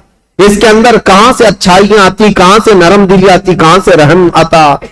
پھر ہوا یہ کہ ابن زیاد کو یہ خبر دی گئی، جب مسلم آئے تھے تو ان کے ساتھ 2 بیٹے بھی آئے تھے، کہیں ایسا نہ ہو کہ ان کے بچوں کی محبت پھر لوگوں میں جاگ جائے اور پھر اہل بیت کی طرف چل پڑے۔ میں نہیں کہتا مسلمانوں، جب ظالم اپنی طاقت کے بل بوتے سب پر ظلم کرتا ہے، اس کے باوجود بھی اہل حق کے بچوں سے بھی اسے گھبراہٹ ہوتی ہے، خوف ہوتا ہے، ڈرنے لگتا ہے۔ آپ کو پتا ہے وہ پاکھنڈی خنزیر کا بچہ جو حضور کی شان میں گستاخی کرتا تھا، غازی آباد میں ڈاسنا میں بیٹھ کر ایک مرتبہ اس کے مندر میں 8 سال کا بچہ کہیں پانی پینے کے لیے چلا گیا، دوسرے دن پورے نیوز والوں کو بلا لیا، پولیس میں خبر کر دیا آتنکوادی آ گیا تھا میرے گھر، کوئی ٹیررسٹ آ گیا تھا۔ 8 سال کا بچہ پانی پینے کے لیے بھولے بھٹکے چلا گیا، لیکن نام تھا مسلمان۔ تو ہم یہ کہتے ہیں میرے عزیزو، یہ جو ڈراؤنا خواب ہے، تمہارے پاس ساری طاقت، ساری قوت، سارا عہدہ، سارا ڈپارٹمنٹ، سب کچھ ہے، لیکن پھر بھی دیکھو اہل حق کا 8 سالہ بچہ بھی تمہیں بم لگتا ہے۔ کیوں؟ الحمدللہ ہم حق کے ساتھ جیتے ہیں، تنہا پورے ملک میں گھوم رہے ہیں، ہمیں کسی بات کا خوف نہیں، ہم تو اپنی چادر لیے گھومتے ہیں یا امامہ پہن کر، جس دن موت آئے گی اسی کو کفن بنائیں گے اور سو جائیں گے۔ لیکن انہیں ڈر ہے، 12 باڈی گارڈ لے کر کے بھی باہر نہیں آ سکتے، ان کو پتا ہے ان کی دم پر کوئی بھی پیر رکھنے والا مسلمان بچہ باہر آ سکتا ہے، اور بار بار یہ ساری باتیں کرتے رہتے ہیں۔ اس لیے میرے عزیزوں، 1000 طاقتیں جمع ہو جائیں، اہل حق کی استقامت کا مقابلہ نہیں ہو سکتا۔ امام مسلم بن عقیل کے 2 بچوں کو کیا معاملہ تھا، ان کی عمر کتنی تھی؟ تاریخ میں یہ 8 سال یا 11 سال کی عمر کے بچے تھے۔ اتنے بچے کس کو نقصان پہنچا سکتے تھے، لیکن ڈر تھا۔ ابن زیاد نے کہا وہ دونوں بچوں کو بھی پکڑ لاؤ جہاں کہیں ہیں تو مسلم بن عقیل کے بچوں سے بھی نفرت یا بچوں سے بھی ڈر۔ اب ظالم کوفی ادھر ادھر ڈھونڈنے نکلے، ان بچوں کے ساتھ جو ہوا تھا وہ دردناک ہے، تاریخ میں اور روایات میں موجود ہے۔ یہ دونوں بچے محمد اور ابراہیم، کوفہ والے تو انہیں پناہ دینے سے منع کر رہے تھے۔ ایک مرتبہ ایسا ہوا کہ ایک مسلم بن عقیل رضی اللہ تعالیٰ عنہ نے جانے سے پہلے اپنے ایک جان پہچان شخص اور ان کی محبت کرنے والے تھے قاضی شریح، ان کے حوالے کر دیا تھا، کہا کہ ان کو آپ مدینہ طیبہ رخصت کر دینا۔ قاضی شریح ہے یا کوئی دوسرا نام ہے؟ امام مسلم بن عقیل نے جن کے لیے وصیت کی تھی، ان صاحب نے کیا کیا، کہا ان بچوں کو رات کے وقت سجایا سنوارا اور کہا دیکھو بیٹا، ایک قافلہ آج مدینے کی طرف جا رہا ہے، تم اس قافلے میں شامل ہو جاؤ، تم اپنے گھرانے پہنچ جاؤ گے، تمہارا خاندان مدینے میں ہے، تمہارے باپ تو شہید ہو گئے، تمہارے باپ تو قتل ہو گئے، کوفہ اجنبی ہے، یہاں کس کے گھر رہو گے؟ بچے سہمے ہوئے، ڈرے ہوئے، باپ کی آغوش تربیت میں ناز و نیام سے آئے ہوئے مان لیا اور کہا ٹھیک ہے۔ ان صاحب نے اپنے بیٹے کو کہا کہ ان بچوں کو اس قافلے تک پہنچا کر آؤ۔ بیٹا لے کر گیا، قافلہ نکل گیا تھا، دور سے دکھا دیا وہ دیکھو قافلہ جا رہا ہے، دوڑ کے شامل ہو جاؤ۔ چھوٹے بچے تھے، دوڑتے رہے اس قافلے کو پکڑنے کے لیے اور قافلہ چلتا رہا، دھول لٹتی رہی، کبھی ایک بچہ گر جاتا، دوسرا اٹھاتا، دوسرا گرتا، یہ اٹھاتا، پاؤں میں کانٹے چبھتے رہے، یہ بچے گرتے پڑتے رہ گئے۔ رات گزر گئی، قافلے کو نہ ملنا تھا نہ ملا، اور ڈرتے سہمتے یہ قافلے کے چکر میں گھومتے رہ گئے، اور جہاں سے نکلے تو وہیں آ کر پہنچ گئے۔ کوفہ کی سرحدی تھی، ڈرے سہمے ہوئے تھے۔ تو ان دونوں بچوں کو ایک شخص نے دیکھ لیا اور پکڑ کر گرفتار کر کے عبید اللہ بن زیاد کے پاس حاضر کر دیا۔ عبید اللہ بن زیاد نے کہا ان بچوں کو جیل میں ڈال دو۔ ابھی ان کا قصہ بعد میں دیکھا جائے۔ جیل میں ڈال دیا گیا، اور ڈالنے کے بعد ابن زیاد کی طرف سے نگرانی کا حکم تھا، لیکن جیل کے جو داروغہ تھے مشکور نامی، وہ اہل بیت سے محبت کرنے والے، انہوں نے رات کے وقت جیل کا دروازہ کھولا اور بچوں کو آزاد کیا اور کہا ان کو بھیج دیتا ہوں۔ ان بچوں کو انہوں نے آزاد کر دیا اور پھر بھیج دیا کوفہ سے باہر۔ یہ بچے کوفہ سے باہر نکلے اور دریائے فرات کے کنارے ایک درخت کے نیچے تھکے ہارے سو رہے تھے۔ ایک خاتون پانی بھرنے کے لیے آئی, انہوں نے دیکھا گلاب جیسی رنگت کی حسین شہزادے کس کے ہیں. عورت قریب آئی, پوچھا کون ہو تم؟ کہا ہم مسلم بن عقیل کے بچے ہیں. وہ خاتون تڑپ گئی, کہا اے بچوں, میری جو مالکن ہے میرے گھر جس کی میں کنیزہ ہوں, وہ خاتون سیدہ فاطمہ الزہرا کی کنیز ہے. وہ رسول اللہ کے گھر کام کرنے والی خاتون میری مالکن ہے آج. اگر وہ تم کو دیکھے گی تو خوشیوں سے پھولے نہ سمائے, خوش ہو جائے گی. چلو میرے گھر. ان دونوں شہزادوں کو وہ اٹھائی اور اپنے گھر لے آئی. اپنی مالکن سے کہا اے خاتون, آج ہمارے گھر بشارت آ گئی, مسلم بن عقیل کے شہزادے فاطمہ کے گھر کے لاڈلے آئے ہوئے ہیں. وہ خاتون دیکھتی ہے, وہ تو خوشیوں میں وجد کرنے لگتی ہے, میرا گھر آج بہاروں سے بھر گیا. میں رسول اللہ کے خاندان کو اپنے گھر کب لا سکتی تھی, آج میری قسمت جاگ گئی. بچوں کو نہلایا دھلایا اور انہیں گرم کھلایا اور کہا بچوں تمہیں کسی بات کی فکر نہیں, تم میرے گھر آرام کرو, جب مناسب ہوگا میں تمہیں خود لے جا کر مدینے چھوڑ آؤں گی. اس خاتون کی بے پناہ محبت تھی ان شہزادوں سے. لیکن تاریخ میں ایک عجیب اتفاق رہا ہے, شیطان کے گھر کبھی ولی اور کبھی ولی کے گھر شیطان. یہ رشتے دیکھنے کو ملے ہیں. اس محب اہل بیت خاتون کے گھر اس کا جو شوہر تھا حارث نام کا, یہ بدبخت لالچی آدمی تھا. یہ دن بھر عبید اللہ بن زیاد کا دیا ہوا انعام کا لالچ لے کر گھوم رہا تھا. لوگ جگہ جگہ گلیوں میں یہ بات مشہور ہو چکی تھی کہ عبید اللہ بن زیاد نے جن 2 بچوں کو گرفتار کر کے جیل میں رکھا تھا اور داروغہ نے ان جیل کے دروازوں کو کھول کر بچوں کو آزاد کر دیا, بچے بھاگ گئے. لیکن ہوا کیا, ابن زیاد نے داروغہ کو بلایا, مشکور کو پوچھا کیا کیا, کہا میں نے بچوں کو چھوڑ دیا. کہا کیوں چھوڑ دیا, کہا اس لیے چھوڑ دیا کہ کل قیامت کے دن اگر میرا نام دوزخیوں کے درمیان آ جائے تو رسول اللہ کی بارگاہ میں یہ عرض کروں گا اے اللہ کے نبی, میں تمہارے شہزادوں کو جیل سے چھوڑا تھا, آج مجھے جہنم سے آزادی مل جائے. میں تو اس تمنا کو لے کر آزاد کیا. تو ابن زیاد نے کہا اگر تیری وہی تمنا ہے تو تو وہاں پہنچ جا, جلدی سے پہنچ جا. یہ کہتے ہوئے داروغہ کا اس نے قتل کر دیا تھا, مشکور کو بھی قتل کر دیا. اور پھر اب کے بعد جوش و غضب میں آ کر کے اعلان کیا جو ان 2 شہزادوں کو ڈھونڈ کر لائے گا اسے 100 اونٹ انعام میں دیے جائیں گے, اتنا ہی مال دیا جائے گا. اب لالچی کوفی ہر جگہ ادھر ادھر گھوم رہے تھے ان بچوں کی تلاش میں, جگہ جگہ مارے مارے گھوم رہے تھے. اور یہ حارث نامی شخص دن بھر تلاش کر کے رات کو اپنے گھر پہنچا ہے, اپنی بیوی کے پاس آیا اور سو رہا ہے رات کے وقت. لیکن اسے یہ خبر نہیں کہ جن بچوں کو ڈھونڈ رہا تھا وہ بچے اسی کے گھر میں آرام کر رہے ہیں. خاتون تو جانثاران اہل بیت میں سے تھی, محبان اہل بیت میں سے تھی. اس خاتون نے تو حق ادا کیا تھا محبت اہل بیت کا, بچوں کو کھلایا پلایا اور سلایا. بچے نرم و نازک بستر پر سوئے تھے. رات کو ان دونوں شہزادوں نے خواب دیکھا. حضرت محمد جو بڑے صاحبزادے تھے, ابراہیم جو چھوٹے صاحبزادے تھے, خواب میں دیکھا اپنے باپ کو. خواب میں یہ دیکھا ان دونوں شہزادوں نے رسول کریم صلی اللہ تعالی علیہ وسلم مسند نشین ہے, صحابہ ارد گرد بیٹھے ہوئے ہیں اور مسلم بن عقیل خونی جبے میں تر بتر رسول اللہ کے پاس آ رہے ہیں. ان کے جسم پر خون ٹپک رہا ہے. میرے آقا صلی اللہ تعالی علیہ وسلم نے دیکھا اور اس مسلم بن عقیل سے پوچھا مرحبا, آ جاؤ مسلم, تمہارے لیے میں پانی لیے کھڑا ہوں. لیکن اے مسلم, اکیلے آگے بچوں کو کہاں چھوڑ آئے ہو, بچے کہاں ہیں؟ مسلم بن عقیل نے کہا یا رسول اللہ میرے پیچھے پیچھے آنے والے ہیں, میں انہیں پیچھے چھوڑ آیا ہوں. اتنا سننا تھا, یہ بچے خواب دیکھ رہے تھے, بچک کر اٹھ گئے اور ایک دوسرے سے چمٹ کر رونے لگے. دونوں نے سیم خواب دیکھا تھا, ایک دوسرے کو خواب بتایا. دونوں نے کہا میں نے بھی بابا جان کو دیکھا, دوسرے نے کہا میں نے بھی بابا جان کو دیکھا. رسول اللہ کی محفل میں ابا جان کو خونی جبے میں تر بتر ہم نے دیکھا ہے.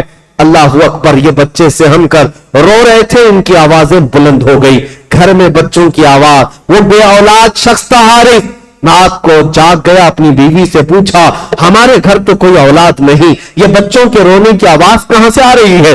بیوی نے کہا شاید پڑوسی کے گھر سے آواز آتی ہوگی. تم سو جاؤ. بیوی نے منع کیا بتانے سے. پھر اس ظالم نے کہا نہیں مجھے تو لگتا ہے میرے گھر میں بچوں کی آواز ہے, پڑوس کے گھر کے بچوں کی آواز اتنی تیز نہیں آتی. خاتون نے بہلایا پھسلایا اور کہا کہ تم سو جاؤ, لیکن اس ظالم نے کہا مجھے دیکھنا ہے, میرے گھر کی تلاشی لینی ہے. گھر ڈھونڈتے ہوئے آیا اور اسی حجرے میں آیا جس میں بچے سو رہے تھے, اور اٹھ کر کے یہ ایک دوسرے کو چمٹ کر رو رہے تھے. حارث آتے ہی پوچھتا ہے اے بچوں تم کس کے ہو, کس کے بیٹے ہو, میرے گھر کیسے آئے؟ بچے تو اس گھر کو محبان اہل بیت سمجھتے تھے, دیکھا تھا ایک دن پہلے خاتون نے نہلایا دھلایا ہے, کھانا کھلایا ہے, ہمارے گھر ہمارا جانثاروں کا یہ گھر ہے. بچوں نے تڑپ کر کہا اے شخص ہم تو مسلم بن عقیل کے شہزادے ہیں, ہم اہل بیت نبوت سے تعلق رکھتے ہیں. اتنا سنتے ہی یہ حارث دونوں بچوں کے بال پکڑ کر کھینچ کر کے اٹھایا, کہا دن بھر تمہاری تلاش میں سرگرداں تھا, میں نے کہاں کہاں کی خاک چھان ماری, تمہیں ڈھونڈتے ڈھونڈتے تھک گیا اور تم میرے گھر کے بستر پر سو رہے ہو. دونوں بچوں کے گال پر تماچے مارنے لگا, غصے کے مارے دونوں بچوں کو تھپڑ رسید کرتا رہا. یہ بچوں کا منظر دیکھ کر کے اس کی خاتون بیچ میں آ گئی, کہا ظالم تو اپنے ہاتھوں کو بچا لے, تو کل قیامت کے دن فاطمہ کے سامنے کھڑا ہوگا, علی کے سامنے کھڑا ہوگا, رسول اللہ کے سامنے کھڑا ہوگا, ان کے گھر والوں کو دی ہوئی تکلیف کا کیا جواب دے سکتا ہے؟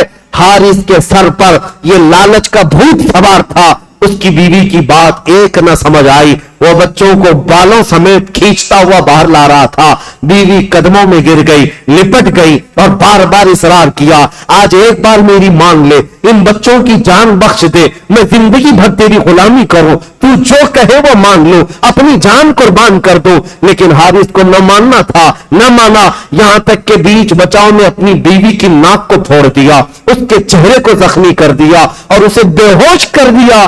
اپنی بیوی کو مار مار کر پھر گھر سے اپنی تیز ترار تلوار کو اٹھایا اور کہا چلو اے بچوں تمہارا وقت آ گیا, تمہارا باپ جہاں گیا ہے میں تمہیں وہاں جلدی کیوں نہ پہنچا دوں, تم بھی وہاں پہنچ جاؤ تاکہ عبیداللہ بن زیاد نے جو 100 اونٹ کے انعام کا یہ اعلان کیا ہے میں اس کا حقدار بن جاؤں. کل میرے گھر 100 اونٹ آئیں گے, میرے گھر اتنا ہی مال آئے گا, بس مجھے تمہاری گردنوں کو لے جانا ہے, تمہارے کٹے ہوئے سروں کو لے جانا ہے.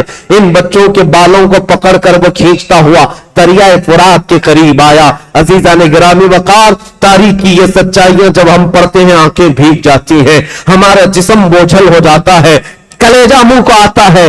ان بچوں کی اس وقت بھی محبت یہ تھی, دونوں ایک دوسرے سے لپٹے ہوئے.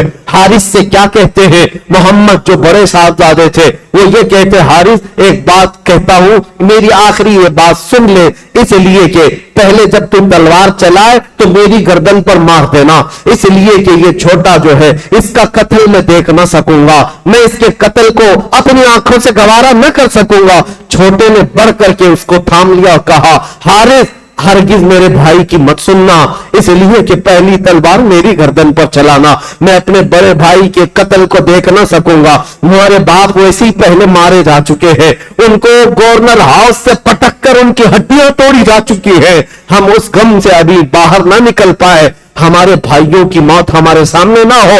ایک دوسرے پر بحث و مباحثہ کر رہے ہیں, ایک کہتا مجھے پہلے قتل کر دو, دوسرا کہتا پہلے مجھے قتل کر دو. جب قتل ہونا ہی ہے تو یہ کیسا مزاج تھا جو رسول اللہ کے خاندان میں تھا, مرنا ہے ہی تو بھائی کی موت دیکھ کر کیوں مرے, بھائی کو مرتا ہوا دیکھ کر کیوں مرے, مرنا ہے ہی تو پہلے اپنی جان دے دے, بھائی کی حفاظت ہو سکتی ہے تو ہو جائے. یہ مزاج رسول اللہ کے معاشرے میں ملتا ہے, میرے آقا کا بنایا ہوا مزاج تھا. دونوں شہزادے جب بحث و مباحثہ کرتے رہے, حارث نے دونوں کی گردنوں کو پکڑا اور کہا تم دونوں کی خواہش پوری ایک ساتھ کرتا ہوں. تلوار ہوا میں لہرایا اور ایک ساتھ گردن پر مارا, جس سے دونوں شہزادوں کے سر ہوا میں اڑ گئے. اور ان نونہالوں کا ایسا قتل دنیا نے دیکھا کہ سر اڑتے ہوئے ریت میں آ کر گر گئے. اسی لیے شاعر نے تو کہا تھا ان پھولوں کا کیا جو بہارے جاں فضا دکھلا گئے, افسوس تو ان کلیوں کا ہے جو بن کھلے مرجھا گئے, بن کھلے مرجھا گئے.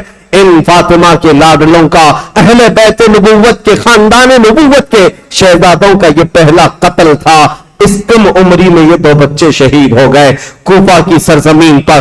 ان دونوں کے سروں کو سجا کر کے دوسرے دن یہ حارث نامی بدبخت ظالم عبید اللہ بن زیاد کے گورنر ہاؤس میں پہنچا اور یہ دونوں شہزادوں کے سر لایا اور کہا اعلان کے مطابق میرے 100 اونٹ مجھے دے دو, 100 اونٹ کا انعام مجھے دے دو.